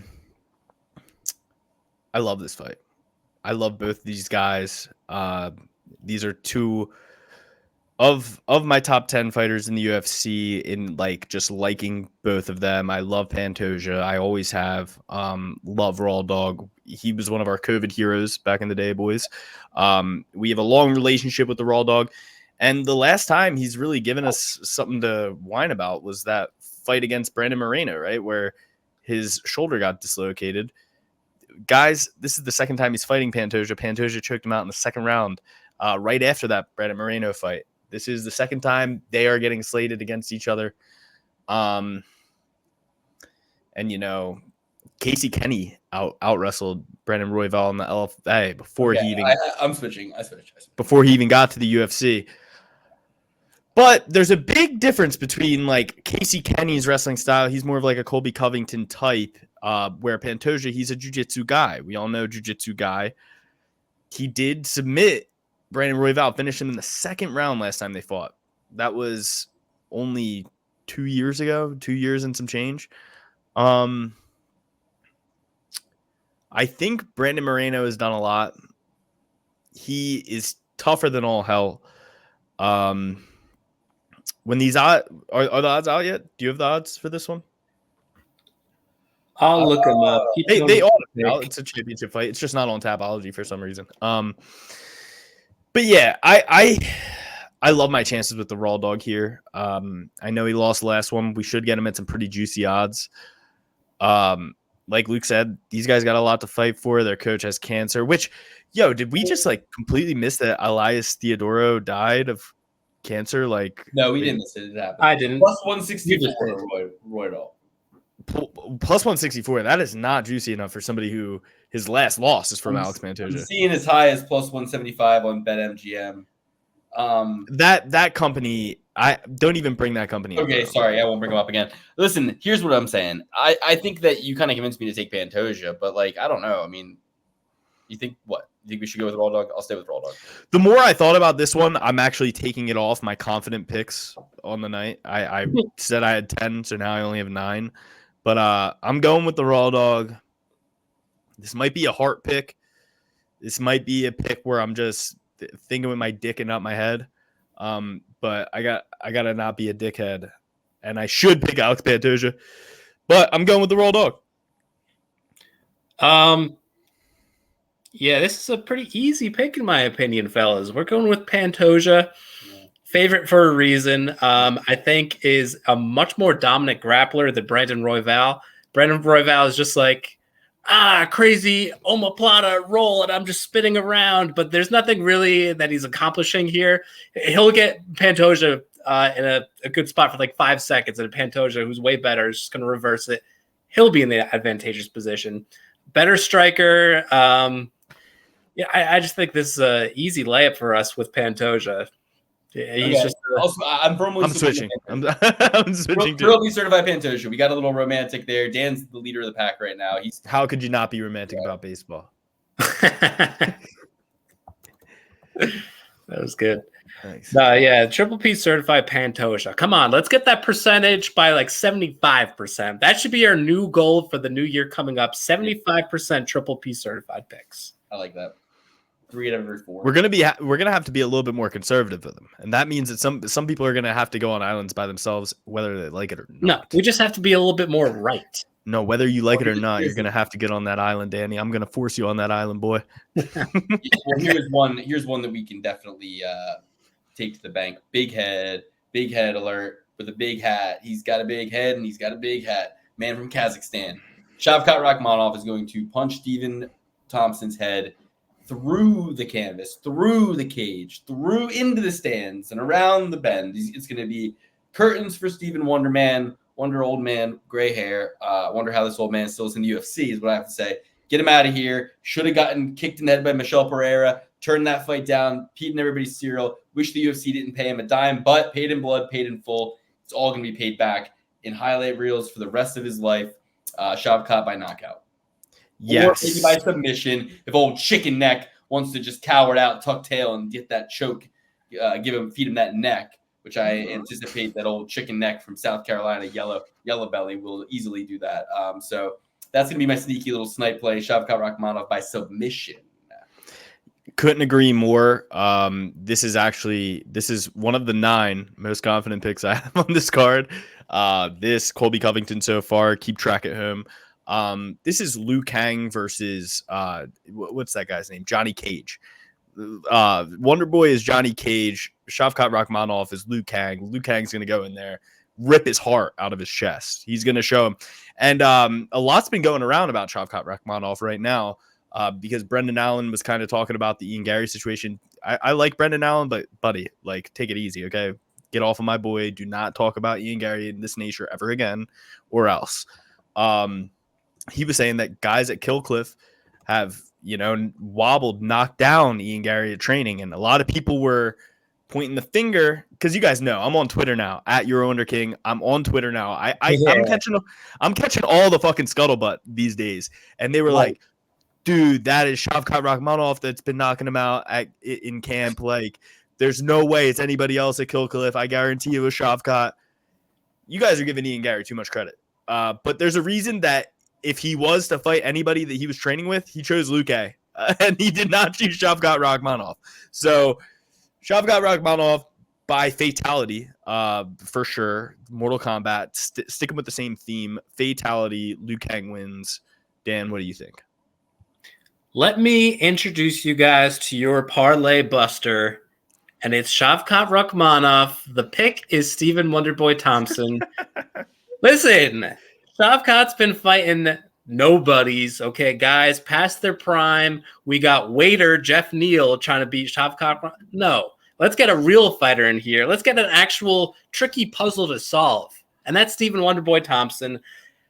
Listen, all jokes aside, I think that Rakhmonov has been going up against guys that are pretty not hard to read, okay? These are kindergarten books. Stephen Wonderboy Thompson is a novel on the college level, all right? He's going to be tough to figure out. He's going to be on the outside. He's going to be counter-striking. He's going to be kicking. He's going to disappoint us like he did with Kevin Holland, all right? We're going to be dancing around with burglar masks for nothing again if we all go in on Shavkat Rakhmonov. I'm telling you, this is the parlay pillar explosion. 5-1. I'm not going to bet him at this point.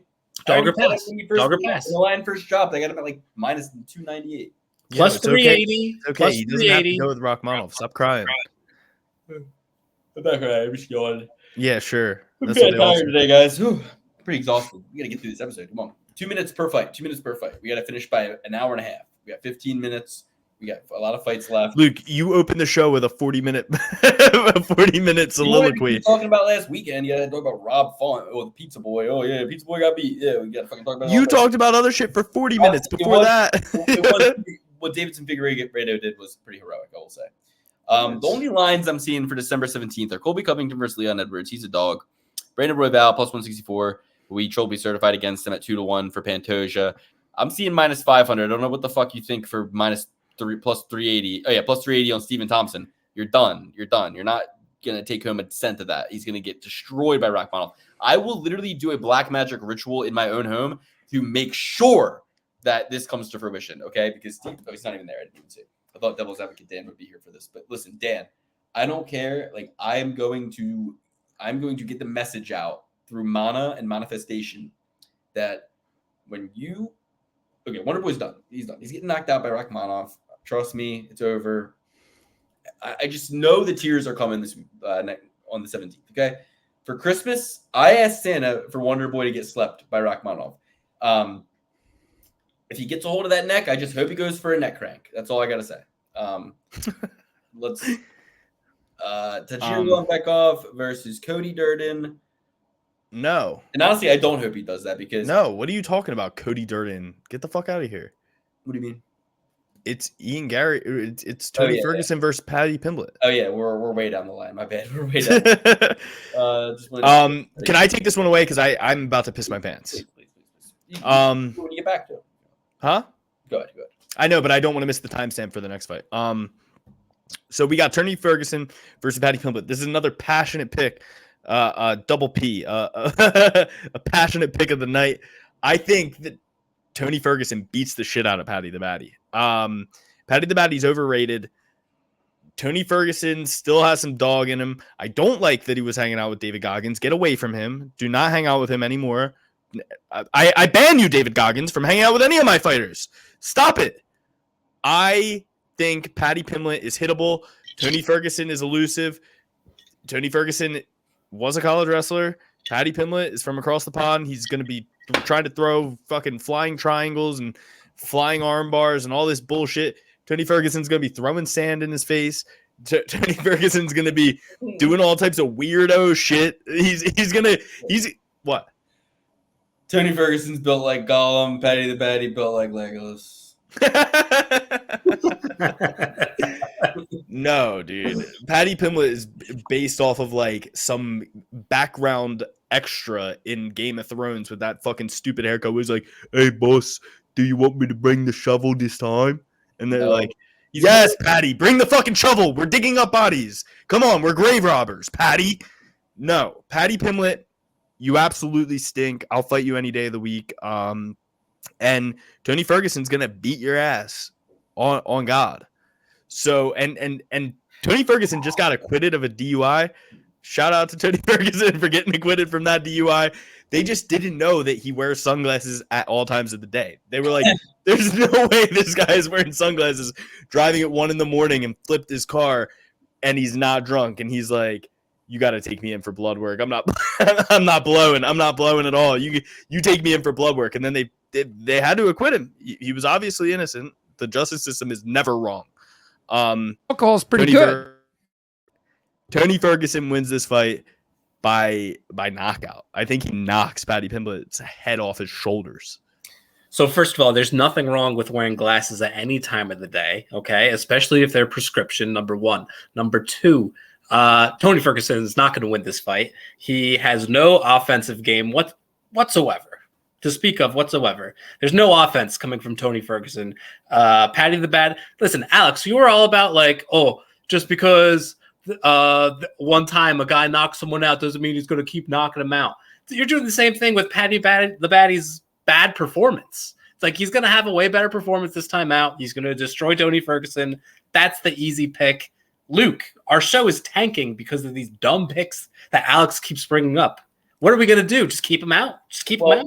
I mean, this is where I can definitely, get my lead back in just like one event. We're tied now, so he only caught me. He hasn't taken the lead yet. We're tied for a second.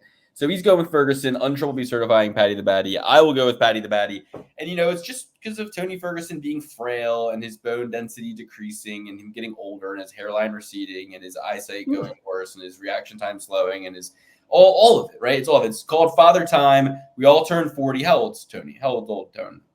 It's got to be 38, I'm going to guess. When this fight happens, Tony Ferguson will be 39 and 10 months. So if you add the 9 months he was in the womb, he's already 40. Not to mention, if you add the first 12 months when you're 0, like you turn 1. So he's already 40. He's already lived 40 years. Because when you're 1, they say, oh, you're 1 years old. 1 should really be when you're born. 1, start 1. But you're no. You lived 1 year. You're 1. Okay. Well, Tony Ferguson is turning 40, which means in 2 months from when the fight is, he will have lived 40 years. So that is what that means. Yeah. So, yeah. But that first year, you turn 1, right? 2. But by the time you're 2, you get that whole first. All right. Are you turning 1 or are you turning 2? What are you saying? I'm just saying, by the time you turn 40, it's your 40th year. But you've already lived 40 years. You know what I mean? No. Like you're out here, you're 40 in 364 days, and you go, oh, I'm 40. It's like, no, you're really like you've been 41. Like when you turn 40, you start year 41. No, that signifies that you had lived 40 years when you turn 40. Exactly, which means the beginning of the 41st year is the day after you turn 31. 40. Because it's kind of like our show. Year 1 of the show ended, and it became year 2. We're in year 4. Right. We haven't done 4 years of the show. See what I'm saying? No, but I would never say that we did. But we're in year 4. We don't say we're 3. We say we're in year 4. You know what I'm saying? A little different than age, but I see what you're saying. He's 11 years younger than Tony Ferguson, okay? And he's 5'10". What's interesting is that this is saying Tony is taller and has a longer reach. That doesn't seem to add up in my mind. No. Tony has shrunken since the Tapology measurements were done. Yeah. When I see them stacking up face to face, I see Paddy like this much bigger than him. You know what I mean? So I don't know. If I see the weigh-ins and Tony looks more jacked than Paddy, I'm taking Tony. But I think Paddy lifts his knee up, connects it to his chin, and puts Tony Ferguson lights out. But he did Luke, say that fucking age drivel that you were just going on about, like that was the dumbest shit I've ever heard in my life. Like you should be put into an asylum. Whoa. We aren't a 4-year-old show, but we're in year 4. Tony is not a 41-year-old person, but he's in year 41. See what I'm saying? Meaning Tony's not a 40-year-old person, but he's in year 40. He's 40 already. It says 39 and 10 months, but he's 40 and 10 months. He's lived 40 years and 10 months. He's in his 40th year. He's in his 40th year with 10 months until he begins. With 2 months until he begins his 41st year. Like no. You guys get it. Okay. Forget it. Moving on. Don't have time for this. We will literally only have 7 minutes to break down the rest of the fights on the card. So we got Vicente Luque, Ian Machado, Garry. I'm going with Vicente Luque. Fuck Ian Garry for life. I hate him more than Anthony Smith. So I will never truly be certified. Great. I get to increase my lead. We are going with Ian, Garry, Alex's favorite fighter, and maybe mine. Luque's an underdog. Garry gets dropped in every single fight. It's the biggest step up in competition. And Ian Garry said in the most recent video, I'm not getting fueled by all this drama. I'm getting pissed. And if he's getting pissed and he wants to fight Vicente Luque in a pissed off way, guess what? Vicente Luque fights like a banshee. He fights like a barroom brawler. If he connects on Ian Garry's shit in the way Kenan Song did, if he connects on Ian Garry's shit in the way diabetic Jordan Williams did, if he connects on his chin in the way that what's the last guy Ian Garry fought? Not Magny, but Rodriguez.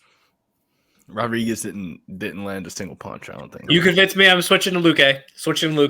Thank you. Thank you. He's going to go in there and be like, come on, Luque, show me what you got. And you know what else? He insulted Luque's Lord and Savior, Jesus Christ. He said, Luque put a picture of him getting baptized out, and he said, oh, lada. He said some stuff. So anyway, just go. Really? What did he say? Can you look into that for me? He said something to the tune of, in my wildest fantasies, something to the tune of, Jesus will be standing there in front of you on December 17th, all tall and blonde like, or something like that. Oh, man. Oh.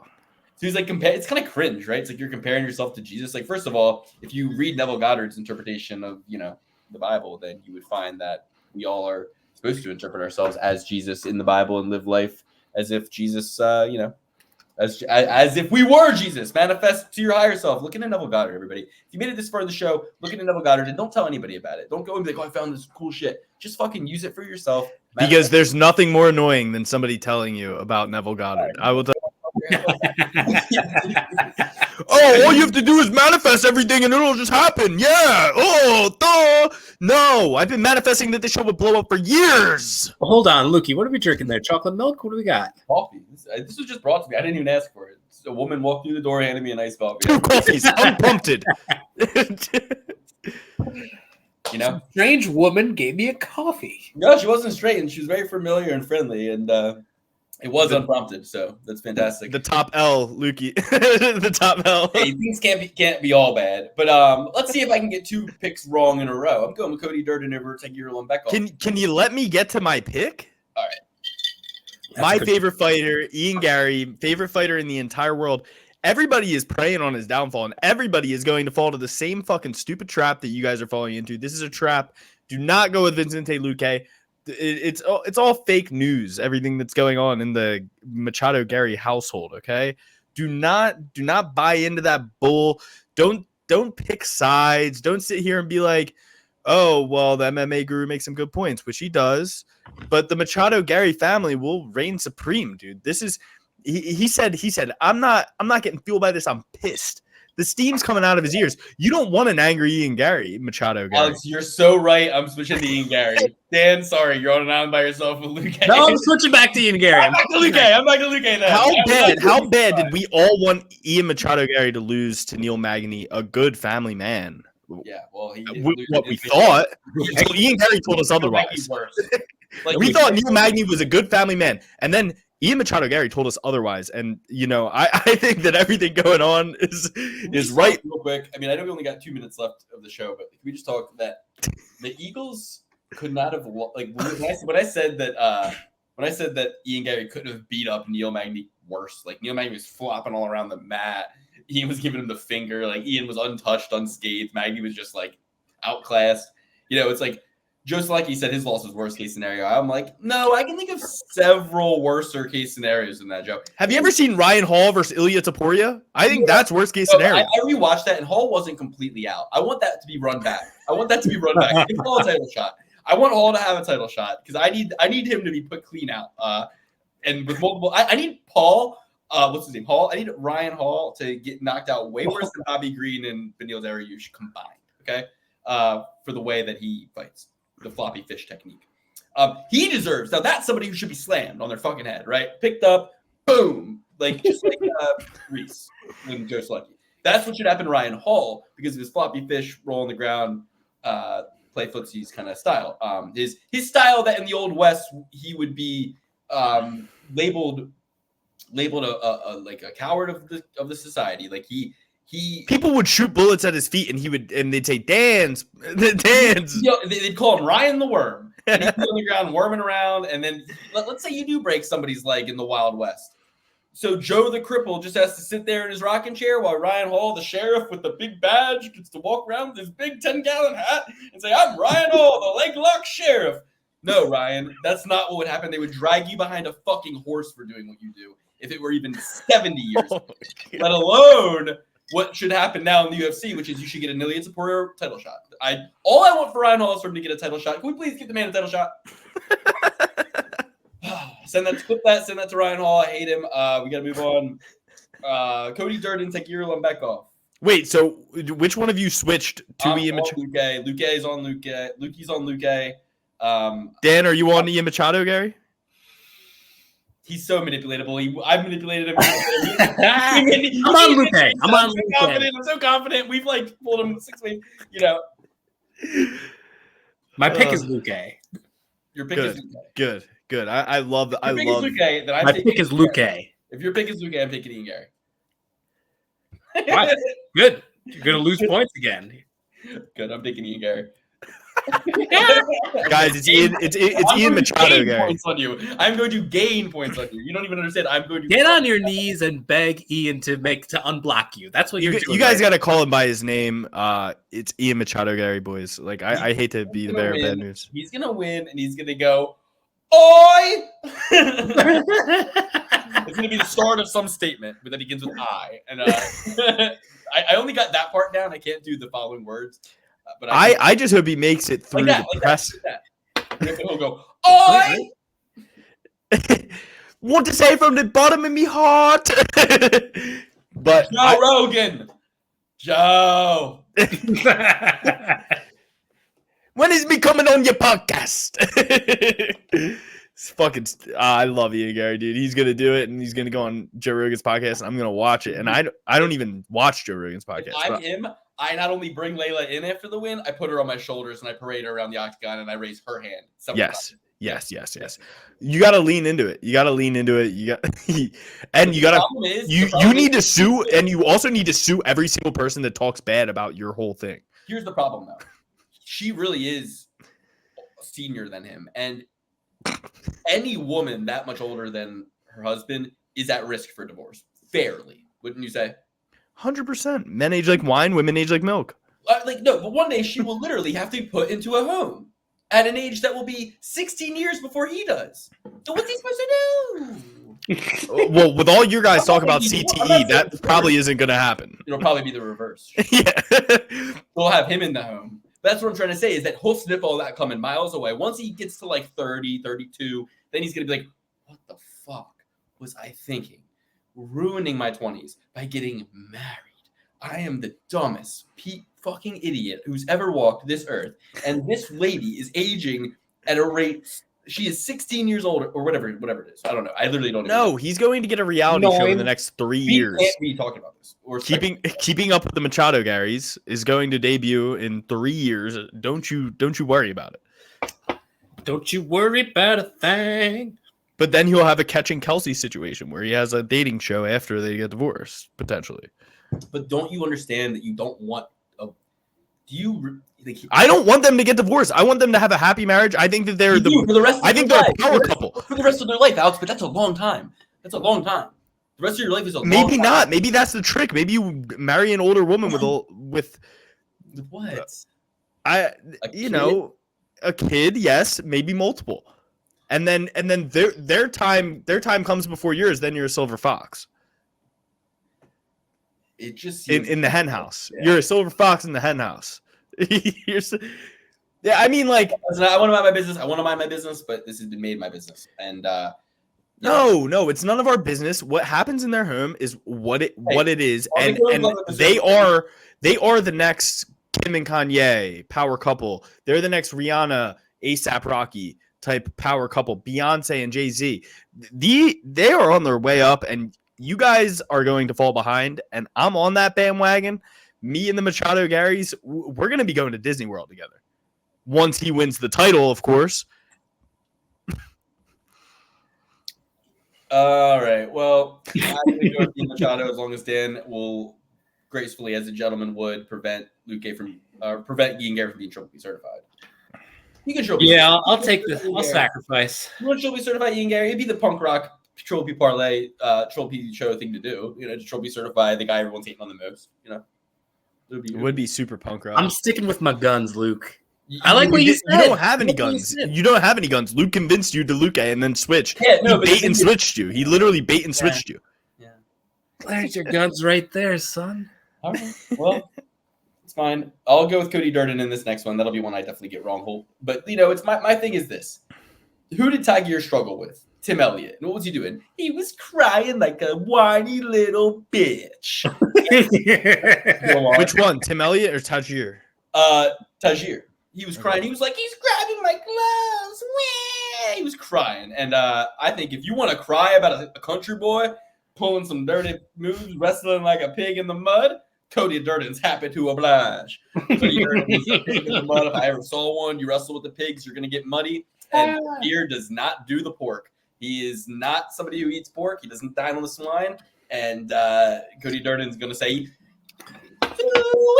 supper's on, and he's gonna get in that butt. Tiger's gonna go for his stupid ass little guillotine, and Cody's gonna fucking get right out. He's gonna start the Trump train off right. He's gonna know Trump's watching, and he's gonna smash this guy. I love it. Cody Durden all day. Give me plus 800 odds on him, or I'm fucking not even gambling ever again in my life. Bro, you stole my thunder here. I was also going with Cody. Durden. Sorry. Just pretend I said nothing. No, it's all good. It's all good. It's all good. Don't say anything. I've been the one winning the bets around here, so I don't feel any kind of pressure or any kind of animosity or anything. All right, but I'm also going with Cody Durden. He's at plus 130, and this guy is a true blue wrestler. All right, he's not pussyfooting around. He's getting in there. He's getting the high single, the double crotch shots in there up against the cage. Ulanbekov is not that good of a wrestler. I really don't think he is.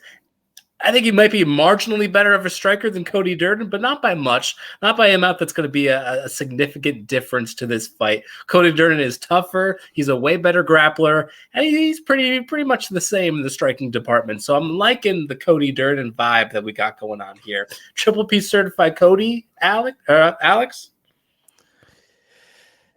Yes. 100%. This is another one of my most confident fights so far. We got Ian Machado, Garry. We got Cody Durden. We got Ferguson. Sorry, Alex, not to interrupt, but I just want to say this. Breaking news to interrupt. That's what you just did. Yeah, I know. I hate to do it, but I have to insert this here for context that it guides your pick a little bit here. Cody Durden is only a plus 130 dog on DraftKings. That means that others are seeing what we're seeing, which is pretty interesting, or at least others aren't seeing it yet because this fight is fucking 2 weeks away. So what's happening is Vegas is agreeing with us, the smart people. And what are they doing? They're setting Tiger at that fucking perfect little trap line, minus 155. So all the squares go, all right, I mean, this guy's a slight favorite. I'm going to go with him. He's got a Russian last name. Slight favorite, great value. And he's going to lose. So I love it. But he ain't no wrestling Russian. Yeah. He ain't no wrestling Russian. He's a lanky, striking type Russian guy. Yes, I neither do I. I don't dine on the swine. I don't put my fork into pork myself. But I'm not rolling with my brother. No. You gotta put the money in the right spot. Hopefully, all is forgiven at the end of the day. But Cody Durden is the dirtiest dog. He is the Tim Means of the next generation. He doesn't care. He's going to go out there and do whatever it takes to win. Yeah, we saw him gas out in a couple fights early in his UFC career, but he's been nothing short of amazing in his last few fights. His only 2 losses, the Jimmy Flick fight, Flying Triangle. What are you going to do? This guy isn't worried about Patty the Batty types. He's worried about these Tajir Ulanbekovs. Then you lose to Muhammad Makayev. What are you going to do? I'm pretty sure he came in on short notice on that one as well. But Cody Durden is a beast. He's a dog. And Luke, you brought up the Eagles game last night and Julia Villa going for guillotine, saying that's not a whizzer. Lane Johnson threw a nasty whizzer on Joey Bosa. I was so surprised. Or not Joey Bosa, fucking Nick Bosa. Bosa, yeah. that was sick. I saw that. I was like, oh, classic whizzer, right on. Whoop, tossed him on his ass. We will get our revenge. I'm glad we lost now because in the playoffs that ain't happening again. Wait till old rusty Brock Purdy. He's a young rusty man. You got the Tin Man back there. No. Brock Purdy, Deebo Samuel, you're all gonna get hurt. Don't worry. It will happen. And Christian McCaffrey has bones made of glass and skin made of paper. He is going to get destroyed before the regular season even ends. These guys are going to come into the playoffs hurt, and then they're going to blame it on being hurt again. Guess what? You know who doesn't get hurt? Hurts. He gets hurt, he comes right back in. Fuck you, Marcus Mariota. Get back on the pine. Anyway. Whew. Cody Durden is going to kill Tajir Ulanbekov within the unified rules. And it won't be pretty. It won't be the most entertaining fight, but Cody Durden is going to get it done, and he's going to cheat his way in there. He's going to be checking oil. He's going to be grabbing gloves. He's going to be grabbing shorts. I love checking oil. Dude, if I was a wrestler, bro, that would be my move every match. Dude, unnecessarily. Every good wrestler that I wrestled in this asshole.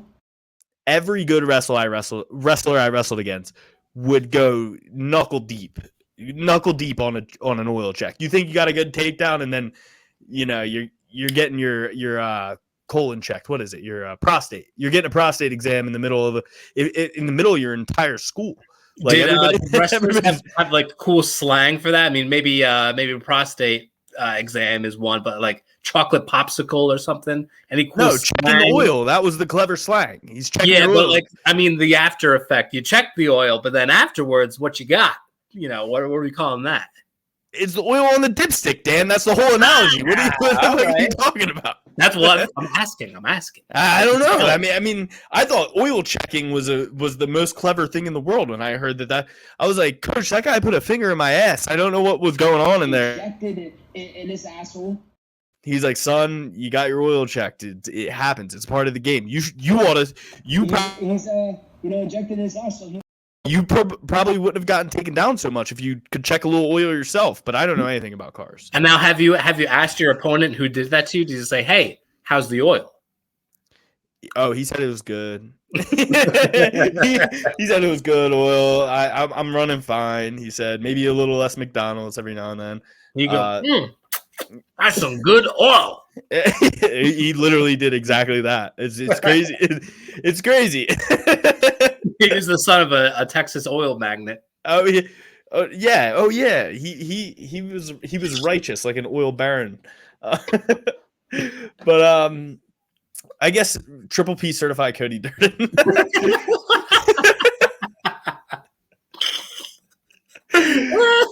We can get on to the next fight. We don't. All right, our next fight. Although I would love a little oil checking in this fight. That'd be. Ooh, we got some. Need I say more? We have Irene Aldana versus Carol Rosa. Let me start this off. I'm going to make it quick and easy. I know Luke's got to change a diaper or something. Irene Aldana is going to win. Again, we're taking a fighter at a low stock from her last performance, which was absolutely dreadful. But going into this one, she's going to have a nice little bounce back. She was and is the more skilled fighter than Carol Rosa. Maybe not on the ground, and that's a little bit of a hesitation, but certainly on the feet with the striking. I'm looking to see a much better kickboxing performance against Carol Rosa. I think it's enough to get the job done over the course of 3 rounds. Give me Irene Aldana. Yeah, this is a no bet for me, no bet situation. This is one of the, 4 fights on the card that I don't have a strong opinion on. I did on the Durden fight. I'm very confident in that, but I'm going to roll with Aldana here. Can't imagine her coming in as a dog, but can't really imagine her losing. Carol Rosa has pillow hands. She throws arm punches just like Bellato. Doesn't have as much strength behind them. Will probably try to do a lot of pushing up against the cage, maybe a little groundwork, but I think Irene Aldana is savvy enough to work her way out of this. I know Luke's a Carl Rosa stan, but I'm not a Carl Rosa stan. I could care less about this fight. I mean, you decision Betch Kohea, you decision Sarah McMahon, you decision Lena Landsberg, you decision Norma Dumont, you decision Yana Santos. And by the way, the ones that I mentioned where she won in those instances, because she splits, win, loss, win, loss, win. The ones where she won, they were majority decisions. They were split decisions. She's never doing anything decisively. She finished Yana Santos, you fuck. What do you mean? Irene Aldana? No, I'm talking about Cal Rosa. She had a split Yana Santos 4 months ago. But yeah, she did finish her 2 years and 4 months ago. So 2 years ago, she finished a girl that this girl had a split decision with 4 months ago. Hey, she was still Yana Kunitskaya back then. She wasn't Yana Santos back 2 years ago. So I'm going with the girl 7 years younger, but it's for, she's also got a 4-inch reach. 4-inch height disadvantage, 1-inch reach disadvantage. But she is 7 years younger. That's the stat I look for. Didn't help her when she fought Sarah McMahon, But I like that, I don't know. I just want to say Macy Chiasson. Macy Chiasson? I just wanted to say it like that. I don't know why. Whenever I read her name, I just want to say it like Macy Chiasson. Let me tell you about Macy Chiasson. So I'm going with Cal Rosa. I thought it was Macy Chiasson. That was just me. No, she's the one in Texas who had the crane fall on her house. The unluckiest person in the world. Wait, what? Never mind. She had a crane fall on her house. God doom her to a career of cage fighting, but then he threw a crane at her. Like he threw a crane at her, and she lost destination shit. She lost her social security and the whole thing, and her birth certificate. She was off the grid. Lost her sense of social security. Macy Chiasson's the shit. I love Macy Chiasson. I would pay so much money if Macy Chiasson would just cameo me all her problems. Like she was just waking up every morning like, yeah, and the remote, this one's supposed to go to the Apple TV. It doesn't work anymore, and it won't work. And I just need to hear about every unlucky thing that's happening to her. And then the big stuff too, like the little stuff and the big stuff. Where is she? What is she up to now? What's her hair looking like? She always had good haircuts. She's got good haircuts. Haircuts style. Okay. Ultimate Fighter winner, hardest tournament of all time. I would also like to get some of the guys in the red jackets that worked the UFC Austin event, because there's so many knockouts, and I just want to interview guys who just work at an arena, and sometimes they're doing a Dave Matthews Band concert, sometimes they're doing a fucking play, and sometimes they're doing a UFC fight, and sometimes it's a Knicks game, but this time it's a UFC fight, and they're just having to tell a fighter it's always think about it, dude. How interesting is it that there's this random guy, he's telling Armand Saruki, he's going in to check on Beneil Dariush, and some random dude, some Italian dude's get back. Give him some space, all right? Give him some space. He just worked with the arena that night. He's not a UFC employee. Right. He's just a guy, he's just he's pretty much working at the anti-ends. Right. He's telling world championship athletes, he's hey, just give him some space, all right? He's just making decisions on the fly, just who needs to stand where. They're very directive, is my point. And I just want to know what's going through their head when they're watching this sort of thing, Hey, Madison Square Garden, we got some rules here, okay? It's been the same way since 1969, all right? You got to respect that. You done enough. You knocked him out, all right? You see him. He's laying there. I want to hear him tell me. I want to hear him be I'm thinking about the guy. He already jumped over the cage. He already ran and hugged his family. Now he's coming back to check on him, and I'm sitting there hey, you done enough, buddy. Back it up a little bit. Give him some air. And it's you're not a doctor. You ain't gonna do any good checking on him. All right. Just back it up, all right? We gotta enforce the rules, because if I let him get too close, something might happen 1 out of 10 times. You never know. I need to hear his what he's thinking in those moments, and also I want to hear him be I want to hear the person who's doing the event, and they're I hate fucking working UFC events, dude. I got blood on me last time. This fight's not good. Not when the UFC comes out. It's not fun. I request off those nights. Dude, I didn't know the PFL doesn't allow elbows. I did. I always forget. You know what I mean? They don't allow elbows? Yeah, Derek Brunson was if they could have let me elbow that guy, he would have been dead. On the ground, standing, any elbow, anywhere? The reason is because they're trying to run a tournament, get the guys to fight often, and if they're elbowing, it's just a move that's going to increase the chance of cuts, which I think is stupid, because cuts can come from any number of ways. But it's they don't want to risk guys having all these cuts. Like, Just grease the elbows. I'm wrong. I might be wrong, but if it's a dumber reason than that, I mean, because even that reason is very dumb. I don't like it. You got to grease the elbows up. We got to start greasing these fighters too, so they can stay on the field. It's such an easy solution. Put an elbow pad on then. Like you have a glove. Why not an elbow pad? Then we can still have concussive elbows, but they won't cut. Okay, Toe Rogan, come on. All right. No. Hey, I want to make soup, babe. I don't want to make soup, but I think that it should be like a gentleman style checkmate when you get back mount. That you just basically you just do this. You just show to the crowd. You say, I could do this. I could elbow him in the back of the head. He's doing this, but I could get him right in the spinal cord. Guys, this is what happens if you fair enough. You made your point, and you get him off, and you don't have to actually do it, but it's like flag football. You know, you just go, okay, if I did this, he'd be dead. So everybody knows. And Dan, if you ever flag football, I'd fucking kill you. If you ever just want to have a friendly grappling session with Luke, he will do that too. He like the one time he gets a dominant, the one time Luke gets a dominant position on you, he'll start going. But if this were the streets, I'd be hitting you right now, and you wouldn't be able to be like, "Hey, you can't get my neck." It's like I would get your neck if it were the streets because I'd punch you until you fucking wanted me to have it, bitch.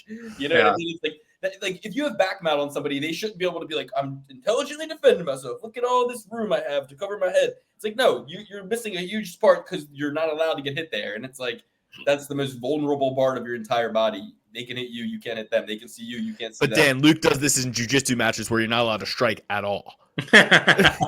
he'll be like faking punches and like you got yourself in a bad position. I don't compete in tournaments, so I don't know what jiu-jitsu matches you're talking about. Anytime somebody puts their hands on me, it's the rules of whatever I say goes. Okay, it's the rules of whatever I need to get out alive at that point. So, yeah, let's go forward. We got a little man named Casey O'Neill. I don't like this little guy, Casey O'Neill, King Casey. King Casey's taking on the Queen of Violence. Okay, so the King versus the Queen. We got Ariane Lipski, 29 years old, 5'6", 67-inch reach. King's MMA. You'll know King's MMA. A couple of losers just came out of there. One named Kelvin Gastelum, one named Beneil Dariush. Probably because Rafael Cordero is too busy hanging out with Mike Tyson. He's not teaching these guys anything anymore. Too busy looking at the toad. Kelvin Gastelum is at fight ready. What? Kelvin Gastelum's at fight ready. He's not at. It doesn't matter. Anybody with Rafael Cordero is too busy licking the toad. Anyway, all I'm trying to say is I think the Queen of Violence, I like her a lot better than King Casey. Sean Strickland says King Casey's very emotional. She goes in her car and cries and is like super, Why? Because why wouldn't he say that? But once he said that, I was like, not for me. I'm not a fan of hers anymore. So you can take that with Layla Anna Lee into the courtroom with you and be like, damages, Sean. He said when he heard your slander. I'm kidding. Just kidding. I actually love King Casey, and I think she's kind of cute. But I think Garry and Lipski's cuter, to be honest with you. I've always loved her. I like her whole vibe. It was the win against who was it? Let me see. She had a good win. And when she broke Dred's knee? Yep. Luana Carolina. I'll never forget that knee bar. One of my favorite women's performances of all time. Pandemic, July 2020, knee barred Dred. And then lost to Antina Shevchenko. And even when she still loses, like Montana of the Roses, KO to ground and pound. Priscilla Cachoeiro, KO'd her a year ago. I mean, she gets the damn thing done in there. And when she fought Melissa Gatto, that was a great fight. She won a split decision. I remember it being a good fight. Meanwhile, King Casey lost to Jennifer Maia. Overall, I don't really have an opinion about this fight. I think it'll be a decent fight. I think King Casey can definitely win the fight, but to me, a dog or pass situation with the girl who I just kind of like enjoy in Lipski. But I gotta stop doing this though. I gotta pick who I think's gonna win. It's like I get in these situations where my logical brain goes, King Casey's obviously gonna win, but I want Lipski to win more, so I'm gonna pick Lipski. Luke, you can't stop reading Neville Goddard. No one read Neville Goddard because now Luke thinks that because he picked Lipski, that means it will happen. No, it's not going to happen. Jennifer Maia is a generational talent. What's she going to do with the wrestling? You think she's going to win with the wrestling? Casey O'Neill? Yeah. Any fucking way she wants. She will get this done any way, any means necessary. It's funny. I actually thought Ariane Lipski was... But in women's MMA, you always got to go with what doesn't really make sense, right? No, but everybody's going to be so low on Casey O'Neill because everybody looks down on my girl, Mrs. Potato Head, Jennifer Maia. And Jennifer Maia is the shit. She's really good. I thought she was going to beat Vivi. I thought she was on a one-way track to get back to the title. Jennifer Maia is nasty. You lose to Jennifer Maia, that's not Priscilla Cachoeira. That's not Mountain of the Roses. That's not Antonina Shevchenko. Antonina Shevchenko stinks. She absolutely stinks. These girls, they say, oh, yeah, we go to a different country and different camp every year to mix things up. It gets a little boring sometimes when we stay. Valentina stinks. Valentina stinks. Valentina stinks. And the Shevchenko that is way worse than Valentina gets credit just for being a Shevchenko. No, she fucking stinks. They both stink. They go around. They travel to different camps every year. They're like, we need to mix things up. We mix up, and we go to different camps. We go Tiger M Muay Thai. We go to you made your point. We got a lot. We were 2 hours. Extreme Couture this time. We're at Extreme Couture, but we only stay for 1 year and then we go somewhere else. No, you need to build a rapport with your coaches. You guys suck. But they go with their coach, so they go with that old guy who's their coach. The old, which don't even get me started. I'm just saying. Don't even get me started with that weird. Ready. With that weird scenario. But the Shevchenkos and Jennifer Maia have nothing to do with this. This is about Casey O'Neely versus Ariane Lipski, and Casey O'Neely is younger, more talented, stronger, and faster. You got to go with her. All right, I'm going with quick and simple. Casey O'Neill obviously is going to win. Lands more strikes than she takes, and she lands like almost 9, which is insane. Ariane Lipski takes more damage than she gives out statistically. And Casey O'Neill's only loss against Jennifer Maia, who's one of the best female fighters in the world. Anyone could argue that it could have gone her way. She landed 7 less strikes throughout the entire fight. So Casey O'Neill, easy pick, easy money. I can't believe it's less than minus 200. Did you guys both go with Aldana? Yes. Yeah, and I can see we're ladies, men. Luke, we know where the wind blows because it's ladies' night. Feeling right. Randy Rude Boy Brown versus Muslim Salikhov. Got a bone to pick with Randy Brown. You'll remember him as a koala petter. He was petting koalas in Australia. He was hanging out with marsupials. He was hanging out with all sorts of animals that, being from Queens, New York, I would say he's got a fortified immune system, but you're traveling over across time zones. You're hanging out in Australia, and they're handing you strange animals. You're fighting one of their own, and Jack Della Maddalena. They're obviously going to try to poison you in any way they can, through neuroviruses, through endotoxins, through these animals. So you're out there going to the zoo thinking everything's well and good, but it wasn't. So I'm going with the younger man here, the longer man, 78-inch reach to 70-inch reach, 4 inches taller, but more importantly, 6 years younger. Muslim Salikhov in his 40th year of life at 39 years old. He is coming off a loss to Nicholas Dalby, who not very good, but actually very good. He just had a great win. He just had a fucking very great win. Shout out to Nicholas Dalby for his win against the Bonteam brother. But yeah, no. Other than that, got knocked out by Ji Liang, knocked out Andre Fiallo. I'll admit I was on Fiallo that night, kind of disappointing, but I'm going to get it all back with Rude Boy. Randy Rude Boy Brown's going to kick Salikhov in the body, kick him in the leg, punches, elbows, all sorts of good stuff. Rude Boy is going to get the win. Yeah, I'm going to go with Rude Boy as well. I feel like he fights down to his competition level a lot, which makes me a little bit nervous. And I feel like he can, he could go down to Muslim Salikhov's pace, which is very slow at this point in his career. That being said, like Luke said, he's going to have, the reach advantage, the height advantage, all that. I think he could weigh that out enough and use his ute to land just a little bit more than Muslim Salikhov. I'm not incredibly comfortable with this fight. I'm going to have a lot of blank slates, places, whatever, for this particular fight. Go with Randy Brown, but it's a weird feeling in my stomach right now. Come on, Rude Boy, help me get it up. Come on, Rude Boy, help me get it up. Shake it, Randy, shake it, love it. Come on, Rude Boy. Rude Boy's got to win this, and if not, we're throwing him in the gambling graveyard. We can't be betting on this guy any longer if he loses to Muslim Salikhov. I was always high on Muslim Salikhov, but he's another one of these guys who he goes out and he thinks he won a fight and he complains, and much like what's the Ankalaev? Yes, Ankalaev. Yeah. Much like Ankalaev, I feel like Muslim Salikhov feels like if he doesn't get knocked out, he won the fight every single time. He doesn't do not enough volume. Ruboy's big, Ruboy's strong, Ruboy's talented. But this guy is a master of Kung Fu. He's not a master of Sambo. So I'm going with Rude Boy on this one. This is not one of my more confident picks on the card, like Dan said, but I'm going with Rude Boy.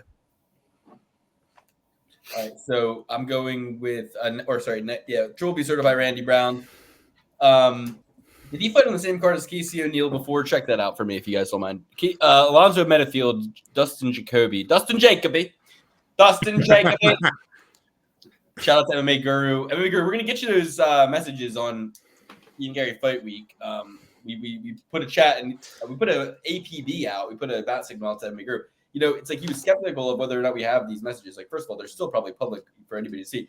But that being said, it was not an intention plea. It was to showcase how unhinged this situation actually is. If this was happening years ago on a much smaller scale, and only now is it kind of bubbling up to the surface where the public consciousness is realizing it. So it was not an intention plea. Okay, it was, but you know, we do want to get the message out, or at least just say, hey, just gonna leave this here. Hope it helps. Alonzo Menifield, Dustin Jacoby. This is a weird one, man. I think out of all the fights on this card, this is the one that I'm having the hardest time seeing in my mind's eye.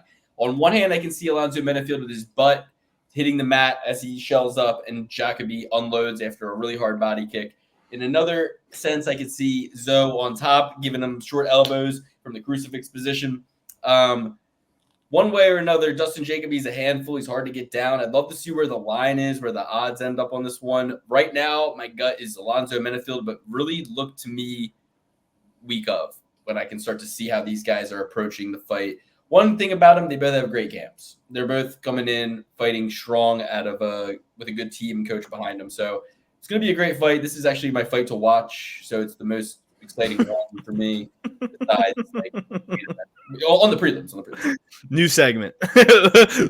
Lukey's fight to watch. Like that's been you said that so effortlessly, like it's been a thing for the last 12 weeks.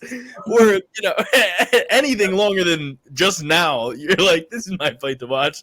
This is the fight that the fans win, because this is gonna be a great matchup. This real slobber knocker. I'm reading off this card I got from the UFC. It also has the outcomes, though, guys. So hey, you can't have it both ways, okay? I'm gonna go with Dustin Jacoby here. I just think Alonzo Menifield, he's not very strong in the wrestling game. He is reliant on a lot of power. And I think Dustin Jacoby is absolutely nasty. I don't think he lost that fight against Khalil Roundtree. Yeah, he lost against Osmond. Didn't Osmond just take him down for 2 rounds after Dustin Jacoby kind of cracked him up in the first? Not sure. I don't really remember that one. Yeah, I'm a little hazy on that one too. But the Khalil Roundtree fight, I definitely thought he won. I think the Osmond Mirzakhanov fight was just a different style matchup than what he has now. Dustin Jacoby was a K1 kickboxing guy. I think Glory kickboxing as well. He's good on the feet, and Alonzo Menifield, he's not going to be, pushing the wrestling. And if it is, it's going to be in a Devin Clark way, where he's just pushing you up against the cage, waiting for you to tire out, and then hopefully he can get that one shot off. But Dustin Jacoby wins this fight 10 times out of 10. Jimmy Crute absolutely sucks. We found that out. We thought Anthony Smith sucked. Guess what? Jimmy Crute is way worse than Anthony Smith. He lost to Alonzo Menifield twice, and we were, crying foul when the guy, got his leg kicked so hard that he couldn't even walk anymore. Well, Jimmy Crute, since the Anthony Smith fight, looks like somebody took all the air out of his tires. So, wonder what happened. Yeah. So, so are we all going with, what do you got, Dan? I'm going with Dustin Jacoby as well. Even at the age of 35, he is fleet of foot enough to avoid, the big Iron Man coming in with the, the knockout power there. Jacoby with the kickboxing, Jacoby with the range, all that good stuff. Jacoby for the win. He looks like Lenny from Of Mice and Men, but he moves like George. Like it's great. It's crazy how he does it. Look to me to change this one week of, but I don't know. I need to see a little bit more when the fight gets a little bit nearer. I'm going to hesitate against Triple B certifying Jacoby today, just because I feel like Alonso, he's such a powerful guy, and with Saif Sayoud, right? Is that who's in his corner? Mm-hmm. Yeah. Remember, guys, he's getting kind of boring. People say when he takes people down now. It's like, I don't think people are saying he's boring. I think that was like in this podcast we said that jokingly to say that he fights smart now. But so I'll prevent the Triple B certification for now. Moving on, Cody Garbrandt versus Brian Kelleher. Wow, how has this fight not happened before? This is like when Stan on South Park meets his future self. This is like Cody Garbrandt, my future self, and me. He's meeting my future self, and it's Brian Kelleher. He's gonna lose all his hair, but he still have all the stupid tattoos down the line when he's 37, 5 years from now. So, yeah, give me Cody Garbrandt, obvious fuckingly, right? Yeah, But here's the thing, man. Sorry, Cody's. He did beat Trevin 5-star, but 5-star is kind of. Damn, actually, hold on. I would say he's better than Brian Kelleher at this point. Brian Kelleher fought Mario Batista and Umar Nurmagomedov, 2 fucking hammers. And when they gave him 2 scrubs, he dominated them. Kevin Croom and Domingo Pilarte.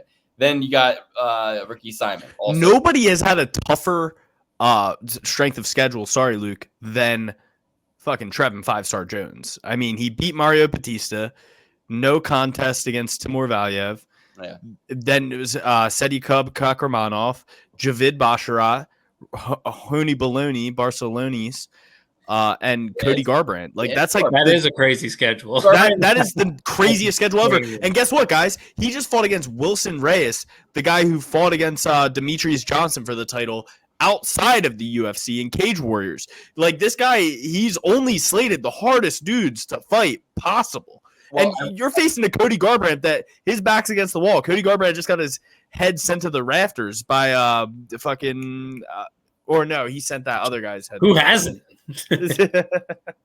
Alex, the odds for Irene Aldana -205. The odds for Cody Garbrandt -205. The odds for Dustin Jacoby -205. So you two are settling on 3 picks that are all the same value right now. 205, Mr. Worldwide. Chuck Liddell. I'm going with Cody Garbrandt too, so I will only differ for now. That's the only one I'll join you two on. I'm on the +170 dog in both situations with Alonso. I didn't make my pick yet, but I am going with no love. I'm very confident in this one. Brian Kelleher. We've always hated Brian Kelleher. He's one of our original. Well, ukulele boy. He was ukulele boy at first, but then he was one of our original villains. I started to really appreciate him after he went down around against Domingo Pilarte and ended up coming back and winning. And Kevin Croom too. He fought really. He earned my respect in the Domingo Pilarte fight. Domingo Pilarte sucks. He always has. Yeah. Well, Kevin Croom sucks. Always has. Ray Rodriguez sucks. Always has. Hunter Zur didn't make it through the Ultimate Fighter. So how bad is he? O'Day Osborne sucks. Do I need to go on? His best win is Henan Barao. That was so long ago. That's an old ass Henan Barao in 2018. You can't roll with this guy. He loses against everybody who gives him any sort of adversity, whether it be Montel Jackson, John Lineker, Marlon Vera, Cody Stamen, Ricky Simon, Umar Nurmagomedov, and Mario Batista. Cody No Love beat Trevin Jones, who beat Mario Batista, knocked his ass out. So MMA math never works, but in this case, I feel like it's going to work. Brian Boom Kelleher. He's not really much. And if he thinks he's going to take Cody Garbrandt down, I'm pretty sure he was an Ohio State national champion in wrestling and also Golden Gloves in Ohio. I just hope he doesn't get, even if he gets suckered into like throwing crazy hammers with Brian Kelleher, I think he comes out on top. I don't think that, although he's glass chin Garbrandt nowadays, I don't think that Brian Kelleher is going to put him down before he gets put down by Cody Garbrandt. Dan, sorry, that was a little much, but this is a huge card, guys. These are all amazing fights. Yeah, I'm down with all that. I love Cody Garbrandt here. I think he's going to style all over Kelleher. Puncher's chance is literally the definition of Brian Kelleher versus Cody Garbrandt here. I feel like so. I'm not going to roll with those kind of odds. Maybe if you want to sprinkle Kelleher KO in a parlay or two, I wouldn't hate that. But outside of that, especially if we're just doing straight up picks, not bets, it's got to be Cody Garbrandt. So next we got Giga Chikadze versus Josh Emmett. I just want to say one quick thing. This will be Brian Kelleher's like Super Bowl. I mean, he's getting a former champ, kind of the first, even though it's a prelim fight, it's like for him, this is like an opportunity to put a legendary name on his resume. And like, if he gets a win over Cody Garbrandt, it changes the whole kind of narrative of how he ends and had his career, So I think that it's the Jets versus the Birds. It's literally like the Jets versus the Birds. Yeah, makes sense. A bad team versus. So I kind of want to like go approach with caution. I mean, Kelleher is a 38 fight vet. Cody Garbrandt is an 18 fight vet. Kelleher has they're around the same age too. I mean, yeah, he's 7 years older, I think actually. So yeah, I should say. But you would think, Kelleher whereas his loss is a little bit better than Garbrandt. Absolutely. He's kind of like the Clay Guida to his Joaquin Silva in this situation. So, and Kelleher's got a hell of a guillotine, can scrap on the ground himself, and has power in his hands. I mean, I just think Cody's a little too fragile, and Kelleher is a little bit more durable, actually. I don't know. Of the three that we broke down with the minus 205 favorites, I guarantee one of those plus 170 dogs hits because they're all too good. I mean, Kelleher is decent. Menifield is decent. Rosa is decent. Like they all have the ability to win. All right, next I'm going with Giga emphatically. I think Josh Emmett, you can't have two peaks, can't have two Super Bowls. He's had a million different chances to kind of get something going. Back-to-back losses in a row, one to the current champ and one with a title opportunity within the same calendar year. Objects in motion stay in motion. I don't think that after two devastating losses at 38, almost 39 years old, you can get right in the same calendar year. I mean, it would be absolutely fucking remarkable if after 9 months ago he gets dropped and choked out by Yair, and after 4 months ago he takes that prolonged and devastating beating, both with two bad weight cuts that he looks like a skeleton in both situations to do. You're telling me in the time it takes a woman to make and have a child, 9 months, that's what we're dealing with here, right? 2 beatdowns and 2 heartbreaks and 2 can't even work out afters for a little bit, need a break. So, but you're in kind of like a rest versus rust situation where it's like, okay, do we take the guy who's he's 38, he's got rest and rust, and Caceres and Giga fought 2 months ago. So he 4 months ago. 4 months ago. 2 months, 2 weeks, 4 days ago is when August. He fought him 2 months, 2 weeks, and 4 days ago. So anyway, it says right here on Tapology if you hover over it. So yeah, he's 3 years younger. He fought more recently. That don't make sense whatsoever. It's at least 3 months because it was 4 months ago. It was in August. I don't have time for this. But it's December. Luke in his fucking Luke is working in Doctor Strange timelines. I don't know exactly what's going on. He fought Alex Caceres August 26th. Which will be which was 4 calendar months ago, but it will be 3 and some change based on the fact that this fight's happening on the 16th. It's going to be 3 months and 20 days. So, yeah, right. So he fought 2 months ago today. So yeah, today he fought 2 months ago. So no, he didn't, dude. Yes, he did. He fought 2 months, 2 weeks, and 4 days ago today. Yes, he did. 4 weeks is a month. So he fought 10 weeks and 4 days ago. Do the fucking math, dude. It's December 4th. It's the 4th of the month. Everybody's out here like, it's December. It's like, yeah, for 4 days. Okay, so like I'm just going off what Tapology says. It's not even personal to me, dude. It's not even personal to me. Like I don't care. I'm just telling you what Tapology says, and the fight happens on the 16th of this month. Alex, I'm saying today, as of today. That's what Tapology says. Who cares about today? 4 days. Okay, so I'm worried about 2 weeks from now. So it'll be 3 months. It'll be 3 months. Cool. All right. In 4 days. I'm going with Giga, obviously, easily. Stupid not to. Yeah, Giga definitely. In his loss to Calvin Kattar, if that was a 3-round fight, he would have won. And he'd be undefeated in the UFC, and nobody would be even talking about any kind of hesitation with this fight. Like Lukey said, Josh Emmett, an old man, accruing these injuries, kind of a one-trick pony, even at his height. Giga Chikadze has the full arsenal in the striking, and I think he's coming for not a second peak per se, but I think it was just a little bit of a blip with the Calvin Kattar fight. Alex Caceres was a nice get-right fight, a fight where you go, oh, I really got to watch my P's and Q's here. It's going to be the same kind of deal with Josh Emmett because of the power in his right hand. He will execute and get the win for you all. Giga Chikadze across all parlays. I'm taking Giga Chikadze, but I'm not taking him with as much gusto as these fellas. Yes, he is one of my 9 favorite picks of the night. But at the same time, like, you got a guy in Josh Emmett who can wrestle. Who knows if he will? He usually loses. He usually leaves half of the tools in the toolbox. He doesn't even put them on his damn belt. He goes out there and he gets fucking outstruck like a madman. But we saw Giga Chikadze lose to Calvin Kattar, who absolutely sucks. New England Cartel, they all stink. And even before he got to the UFC, he lost to some dude who hasn't fought in 3 years, and his last loss is Alex Caceres. So, I don't know what to do besides bet Giga, but I definitely don't have as much gusto. But it is one of my more confident picks on the night. These guys got me tripping. It's like, if Josh Emmett wants to take Giga Chikadze down, he will take Giga Chikadze down.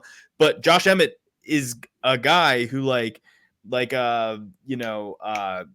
gator, the alligator, Jacare Souza, who who falls in love with the hands after they're a black belt in jiu-jitsu and then just doesn't use jiu-jitsu anymore and tries to strike in every single fight. I think Josh Emmett has been a victim of his own success. He has felt that one-touch power a lot in the past, and it makes him want to keep trying to go to that well where he is going for a one-punch knockout, but at the same time, it's like, stick with what got you to the dance, Josh, and use your wrestling a little bit more. I don't think he's going to use all those tools, and I think Giga Chikadze wins. But now that I'm seeing like how you guys are positioned on this, it gives me a little cause to pause, if I'm being honest. He doesn't take Giga down. No faith in your friend. Power is not going to beat Giga's speed. And I'm not even going off the skills that he's going to bring into the cage, because over the last 9 months, he's had 2 major heartbreak scenarios. To have your heart broken over a title opportunity and then to lose to the current champ in such a dominating way, where it was multiple 10-8 rounds, that only comes from damage. That only comes from, you can see the damage on him. So what did he do 4 months ago? He is not the champ yet, Lukey. Bro, But you're having enough of, think about this. Put yourself in their shoes. I'm having enough trouble just getting to the gym and working out, and I'm healthy. Imagine if somebody came to me and his name was fucking Ilya Taporia and he beat me up for 25 minutes. How easily am I going to go to the gym the next day? The day after that? I get it, these guys are different than us, but no, it's human nature. Like, he wasn't training as hard as fucking Giga was after his Caceres fight. When he got done that Caceres fight, he got right back to training. When he got done the Ilya Taporia fight, he went and rested. And if he did get back to training, even worse. Even fucking worse, because you need to rest after that. And it's like he's sitting on the couch doing, like, he's got to rest, And he just is like, fuck, his confidence is hurt. That's the main thing. These guys got to be confident. You got one guy coming off a win, one guy coming off in a humiliating, devastating domination. yeah, but After just fumbling the bag entirely against Yair. I mean, I picked him against Yair. So, no, I agree. I've been wrong on Emmett too much to pick him now, but that makes me even more nervous taking Giga, is all I'm saying, because I've been so wrong on Emmett. This is the type of fight where he comes out and he's a world beater, and then you look at Emmett and you're like, oh, he's two fights away from a title shot. The match to make is Volkanovski versus Emmett. So if Emmett can win here somehow, some way, then you do Volkanovski after he loses to Taporia versus Emmett. That's the fight. Next, you got Shamil Gadzhiev versus Martin Buday. Martin Buday, he's got something in common with a Buday in that he's kind of performed, for being a 13-1 fighter undefeated in the UFC, he's performed pretty shittily. His entrance to the UFC against Lorenzo Hood happened after getting beat, I believe, for some of that fight. Like, he was not winning that fight in that 3rd round when he knocked him out. Not to mention, he goes to technical decision with Charles Barnett just because he kicked him in the nuts, and Charles Barnett thought that he was going to be able to get a disqualification, but instead they went to the scorecard. It's one of those manipulatable rules where, if you're kind of new to this concept, if you're up 2 rounds to nothing and you poke them in the eye in the 3rd round and they can't continue, you win, the guy who committed the foul, as long as the ref doesn't deem that you did it on purpose, which is why Peter Yan lost his title. The ref deemed it to be on purpose because he said he's down, don't knee him, and he thought Peter Yan spoke English. So that's really Peter Yan should have won on the scorecard that fight probably. But I like Shamil because he's a little bit lighter as a heavyweight while still carrying that size. He's a little bit more reach. He's coming in with something to prove. Yes, debutants lose a little bit, but he actually got a submission against his opponent on the Contender Series. His undefeated opponent gave him his first loss, remained undefeated himself. More to lose, more to gain. I love the newcomer here. Give me Shamil Gaziev against Martin Buday, and I think we're going to get good odds because people still think pretty highly of Martin Buday. But if you have a split decision against Lucas Prepsky, if you have a decision against Jake Collier, and if you barely beat Josh Parisian after barely winning in your Contender Series, and you also can't even get Chris Barnett out of there cleanly, something's up here. And there's a reason we've never had a Slavic champion from Slovakia in the UFC. So, but I don't think we've had a fighter from Bahrain in the UFC ever. if you want to go off that logic. Well, he's got the beard. He's got the beard to win the fight. That's for sure. I'm just saying, everyone's saying Buday is the next second coming of Tom Aspinall, but they it's like he's 13-1. I get it, but come on, like he's not getting these subpar guys out of there in any sort of impressive way. The only guy he lost against was Juan Esposito, a fan favorite, somebody we like on the show. Yeah. What do you guys think? This is one of my lesser confident fights. I have 9 confident fights on this card. This is one of my fights that I'm not necessarily counting my eggs before they hatch. I'm going to go with Buday. I don't know nothing about the Shamil guy. I know absolutely nothing about this fella. Next week, maybe I'll be a little bit more well-read on him. But right now, Luke, what's wrong? I just got a hand cramp. Oh, my gosh. Drink more water or you might die. Have water with salt. Check this bottom out, dude. You see this? This is salt. Sounds counterintuitive. The lemon, the salt. I always heard don't touch salt, but that's besides the point. Dude, listen, believe half what you see, none of what you hear, okay? So I don't even believe that's salt. I think it's sugar. Don't drop the salt. So yeah, I'm gonna go with Martin Buday. This is just a familiarity pick. Martin Buday, he's been in the UFC. Yeah, he hasn't fought the highest caliber of guys, but probably a lot harder caliber of guys than Shamil has ever fought in his life. 13-1 versus 11-0. That O has got to go. It's going to be Martin Buday. Wipe your ass with that one. All right. Yeah. Stop talking. You didn't even watch the other guy fight. You don't know what you're talking about. I did watch the other guy fight on the Contender. Okay, I was talking about Alex. We're going with Martin Buday. He is the second coming of Tom Aspinall because he's going to blow up your parlay, Luke. Martin Buday, I remember Daniel Cormier himself drooling over this guy's wrestling as he's watching it in real time. I like what I've seen out of Buday. Undefeated in the UFC. We got a guy coming from Brave CF. That's his highest level of competition. Yeah, we got the Kamzats coming out there. Fake league. Yeah. Listen, there's some guys that come out of there, but for the most part, we got not the best level of competition, let's just say. Who, Ottman Adazar? Yeah, how good has he been? Yeah. These Brave FC guys suck, dude. I'm tired of this. Eagle FC, Brave FC. These guys are coming in with the Eagle Father's Plan. No, Father's Plan is done. Okay, so this would support your Martin Buday. Father's as Conor McGregor said, is doing tumble salts in his grave right now. Like Father is going crazy under the ground, rolling, trying to do everything to make Father's Plan continue to work. But Father's Plan is done, guys. It's dead. All right, we're going with Buday.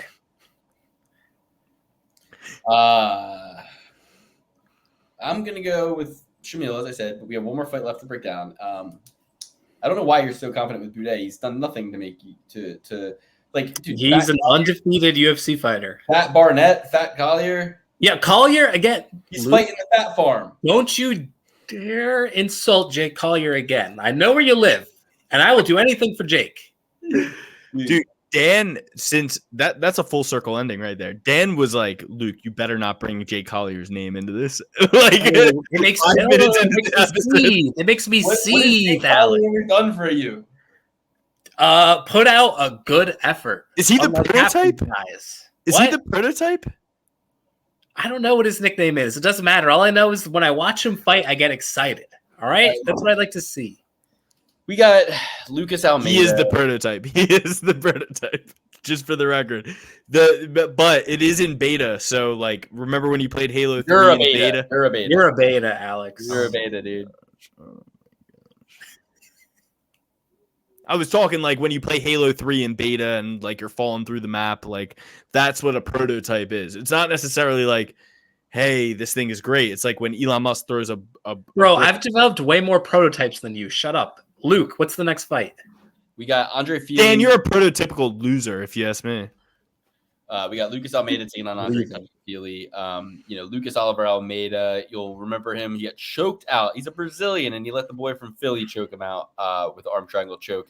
And then he also lost on the Contender Series to Daniel Zaluber. So after racking up one win in Jungle Fight League, he fought Michael Trezano and after the Contender Series. So they wanted to bring him back. They wanted to bring him back for some reason. It wasn't a short notice fight against Trezano. It doesn't look like, at least. But they both won a fight of the night bonus, $50,000 that night. And he won that fight in round 3, knocked out Trezano. So goes on to lose to Pat Sabatini, as we said, in round 2. Now he's fighting Andre Touchy-Fili. Andre Fili has been a bit of a disappointment to me lately, but I did think he won that fucking Nathaniel Wood fight. I thought Bill Algeo won the fight with him, so it's kind of like blood in, blood out. But I'm going to go with Andre Fili here. It's the first fight of the night. He's 10-9 in the UFC, so this would make him 10-10 if he loses here. Lucas Almeida, 32. Andre Fili, how old? 33. Andre Fili in a Screamo band, California. Also, that 33 has got to be like actually 43 based on the amount of fights he's had. Like, Shut the fuck up! dog I don't meat, want to have another argument about this. About time. 33, you turn 1 when you've lived for 1 year. How weird is that? Luke is still like, once the woman's pregnant, that's 9 months in the bag right then and there. That's 9 months of life right there. As soon as conception happens, Lukey conception over there. Yeah, this is an interesting match. I can hear Daniel Cormier's voice going, Andre Touchy-Fili is high level. I don't know, something during the fight. What he's doing is so high level. But I could he performed really well against Wood, and I think he beat Wood. I'm going. Put your whole face on the screen when you say this. Yeah, Say it with seriously. conviction. Seriously. I'm not saying it again. I'm going with Andre Touchy-Fili, even though he's soy. Andre Touchy-Fili, that's the guy. Lucas Almeida. I might not have watched all the tape for the last guy, Dan, but I've saw the Zell Huber tapes for this one, and I know that this Almeida is not built like other Almeidas we've seen in the past and the present. But Andre Touchy-Fili, he has a fuck ton of experience. Fear a young veteran fear a young fucking Screamo band singer in a young man's band. I'm literally seeing that Giga pulled out as of 2 hours ago. Oh, It's in the comments. It's in the comments of Tabology. Let me check Twitter. Let me do a Twitter run real quick. Man. But I'm going with Andre Fili. Dan, what do you got? I'll check Twitter. I'm going to close out the show here and say that the winner will be Andre Fili, but he has to wrestle. 2 hours ago, Josh Emmett needs a new opponent after revealing Giga fell out of their scheduled fight. Damn. So Josh Emmett won. I told you guys. I told you. Undisclosed injury. Giga, you're such a pullout merchant, bro. Oh my god! That's what I'm saying. Rest versus Russ. Like Ali Abdelaziz, dominant MMA guys pull out. Oh my god, dude! I see NFL players get a concussion in one quarter and come back in the third. Like you're telling me Josh Emmett can't come back from 3 months ago? 3 months ago, he might not have even gotten a concussion. What the fuck does Giga have now that's worse than what we saw Josh Emmett take 4 months ago? Giga Chikadze has pulled out of a scheduled bout with Josh Emmett. Who would you like to see Josh Emmett fight Ilia Topuria 4 months ago? It's the only thing that you can say to me that would make me think that you should pull out instead of fucking him. I know a guy to step in. Volkanovski. He'll do it. He needs it. Let's predict who they're going to have in, and then we'll predict that fight. Calvin Kattar. And also, I want to propose. Yeah, Calvin Cater's dumb enough to fucking go in there and get his brain knocked in by Josh Emmett off the couch. He's going to be like, yeah, I'm a good boxer. That was a good impression. Thanks. Also, I want to propose: should we do an after the weigh-in show this week for the Home Club episodes? So we have more to talk about since it's kind of a light card, 10 fights, a lot of bones been picked off already. Would hate to. Anyway, just something to think about. Wait. So do an after the weigh-in show, and that'll be the. That'll be the Home Club. I don't care, boys. Yeah, let's do that. My girlfriend's away right now. I'm on Rumspringa. Well, there's I can have fun any night you fucking want. I don't care. We got Monday Night Football in 10 minutes, so if you want to get some more content to actually talk about, we could wait until the after the weigh-ins and break down Song Good versus Gutierrez. Then there's actually 12 fights now. I'm responsibly retired from gambling, so I don't give a shit about this Monday Night Football game. I don't even know who's playing. Okay. We'll do the Cold Club on Friday. Okay, you want to do Den Kicks? I have to get to the family. It can't be out here all. We're in our 30s. Alex is a little boy. I just said I can record any night. Babe's out of town. Oh, I thought you meant you can't record Friday. Okay, sick. Actually, no, I cannot record Friday, but I can record Thursday and Wednesday and Tuesday. Why can't you record Friday? Well, because it's our mother's birthday, you fucking loser, and you're not going home to see her because you're a loser. And I'm going home to see her, and you're not. And I'm the next day. I'm going home the next day. I'm number one child. I'm number one child. I'm the problem child, Jake Paul. I'm the number one. I think that who are they? Let's see. Brian. I heard rumors that Brian Ortega is getting scheduled against somebody, but he's not scheduled officially yet. So you could throw him in there against Josh Emmett.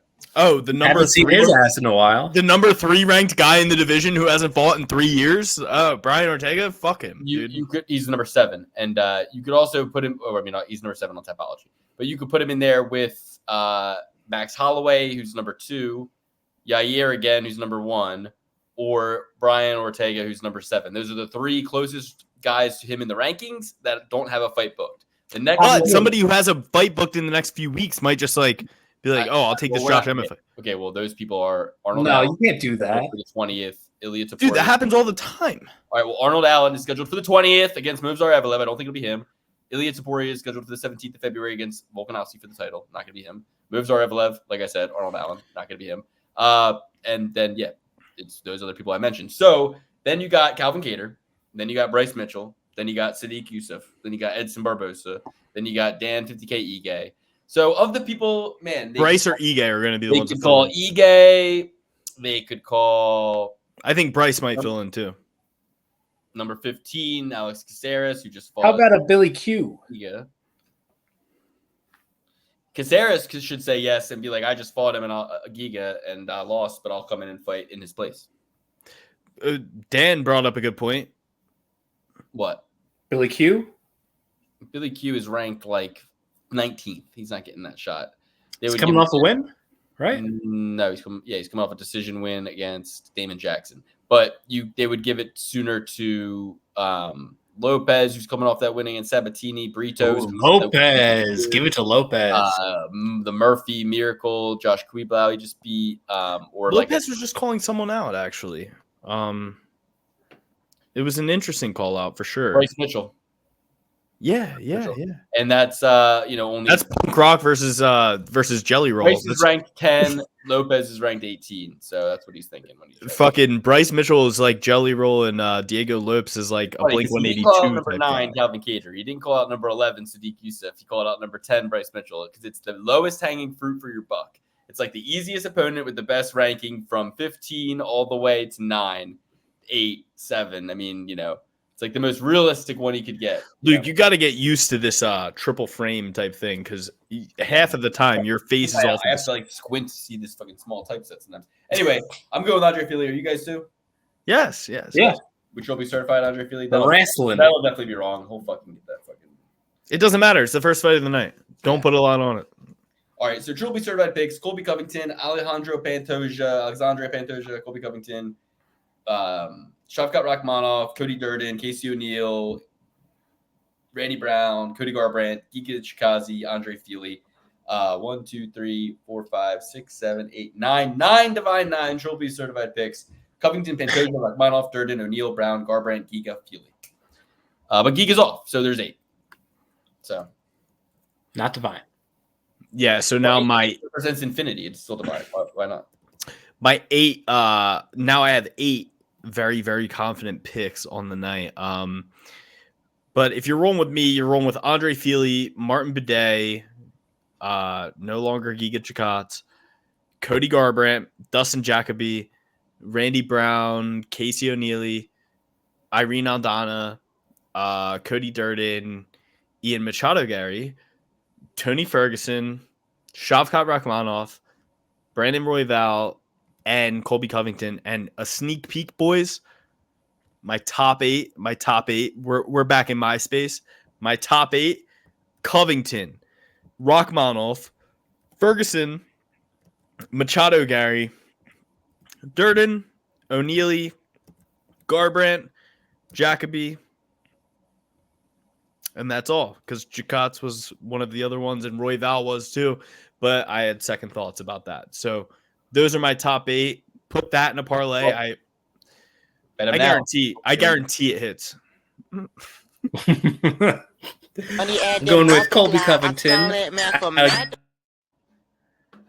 He does not guarantee it hits. I do not guarantee anything besides death and taxes and me being right on the main event. So put all your money. I'm just kidding. All right.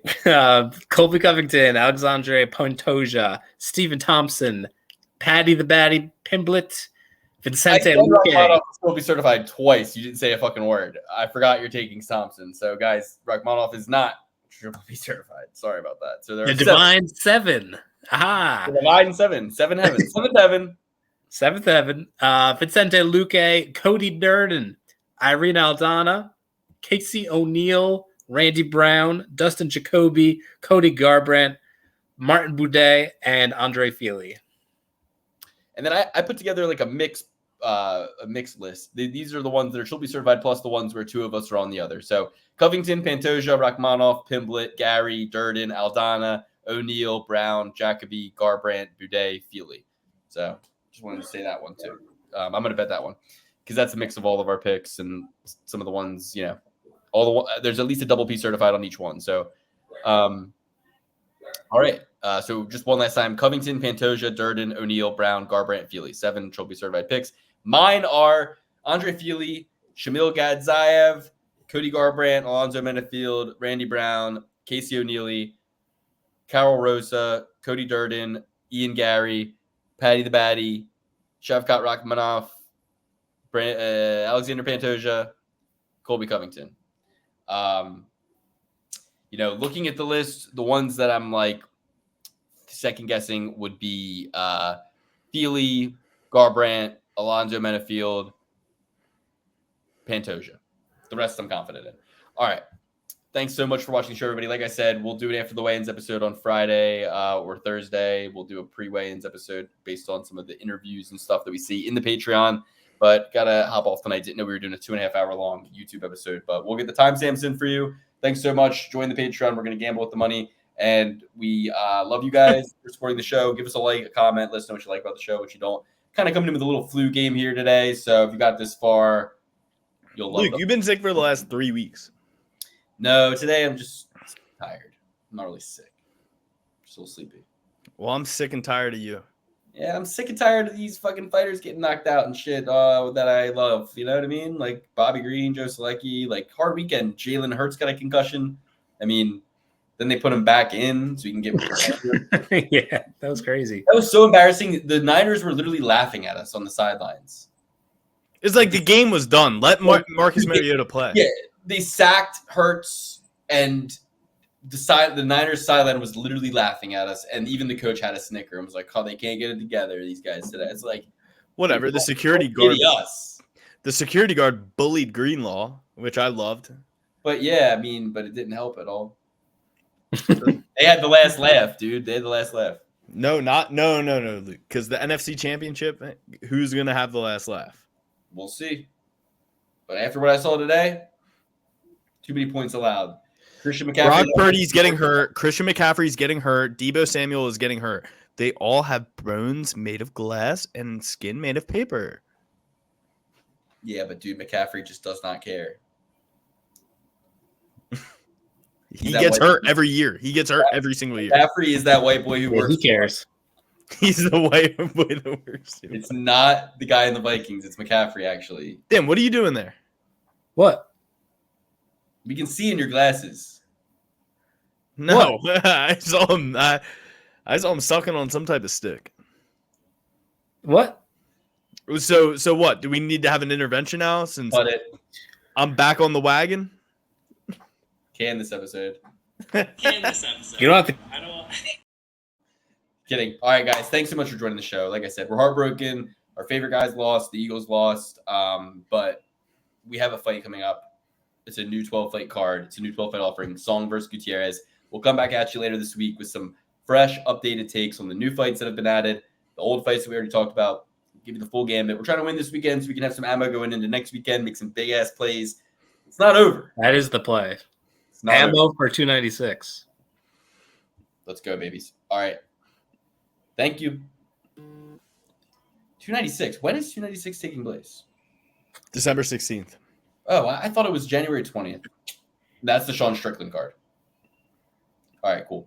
All right, everybody. Guys, we got to go. I'm delirious right now. This has been too much podcasting. Thank you. The bright lights are getting to me. Take care, everybody. Thank you so much. And Bye. get in that Cone Club.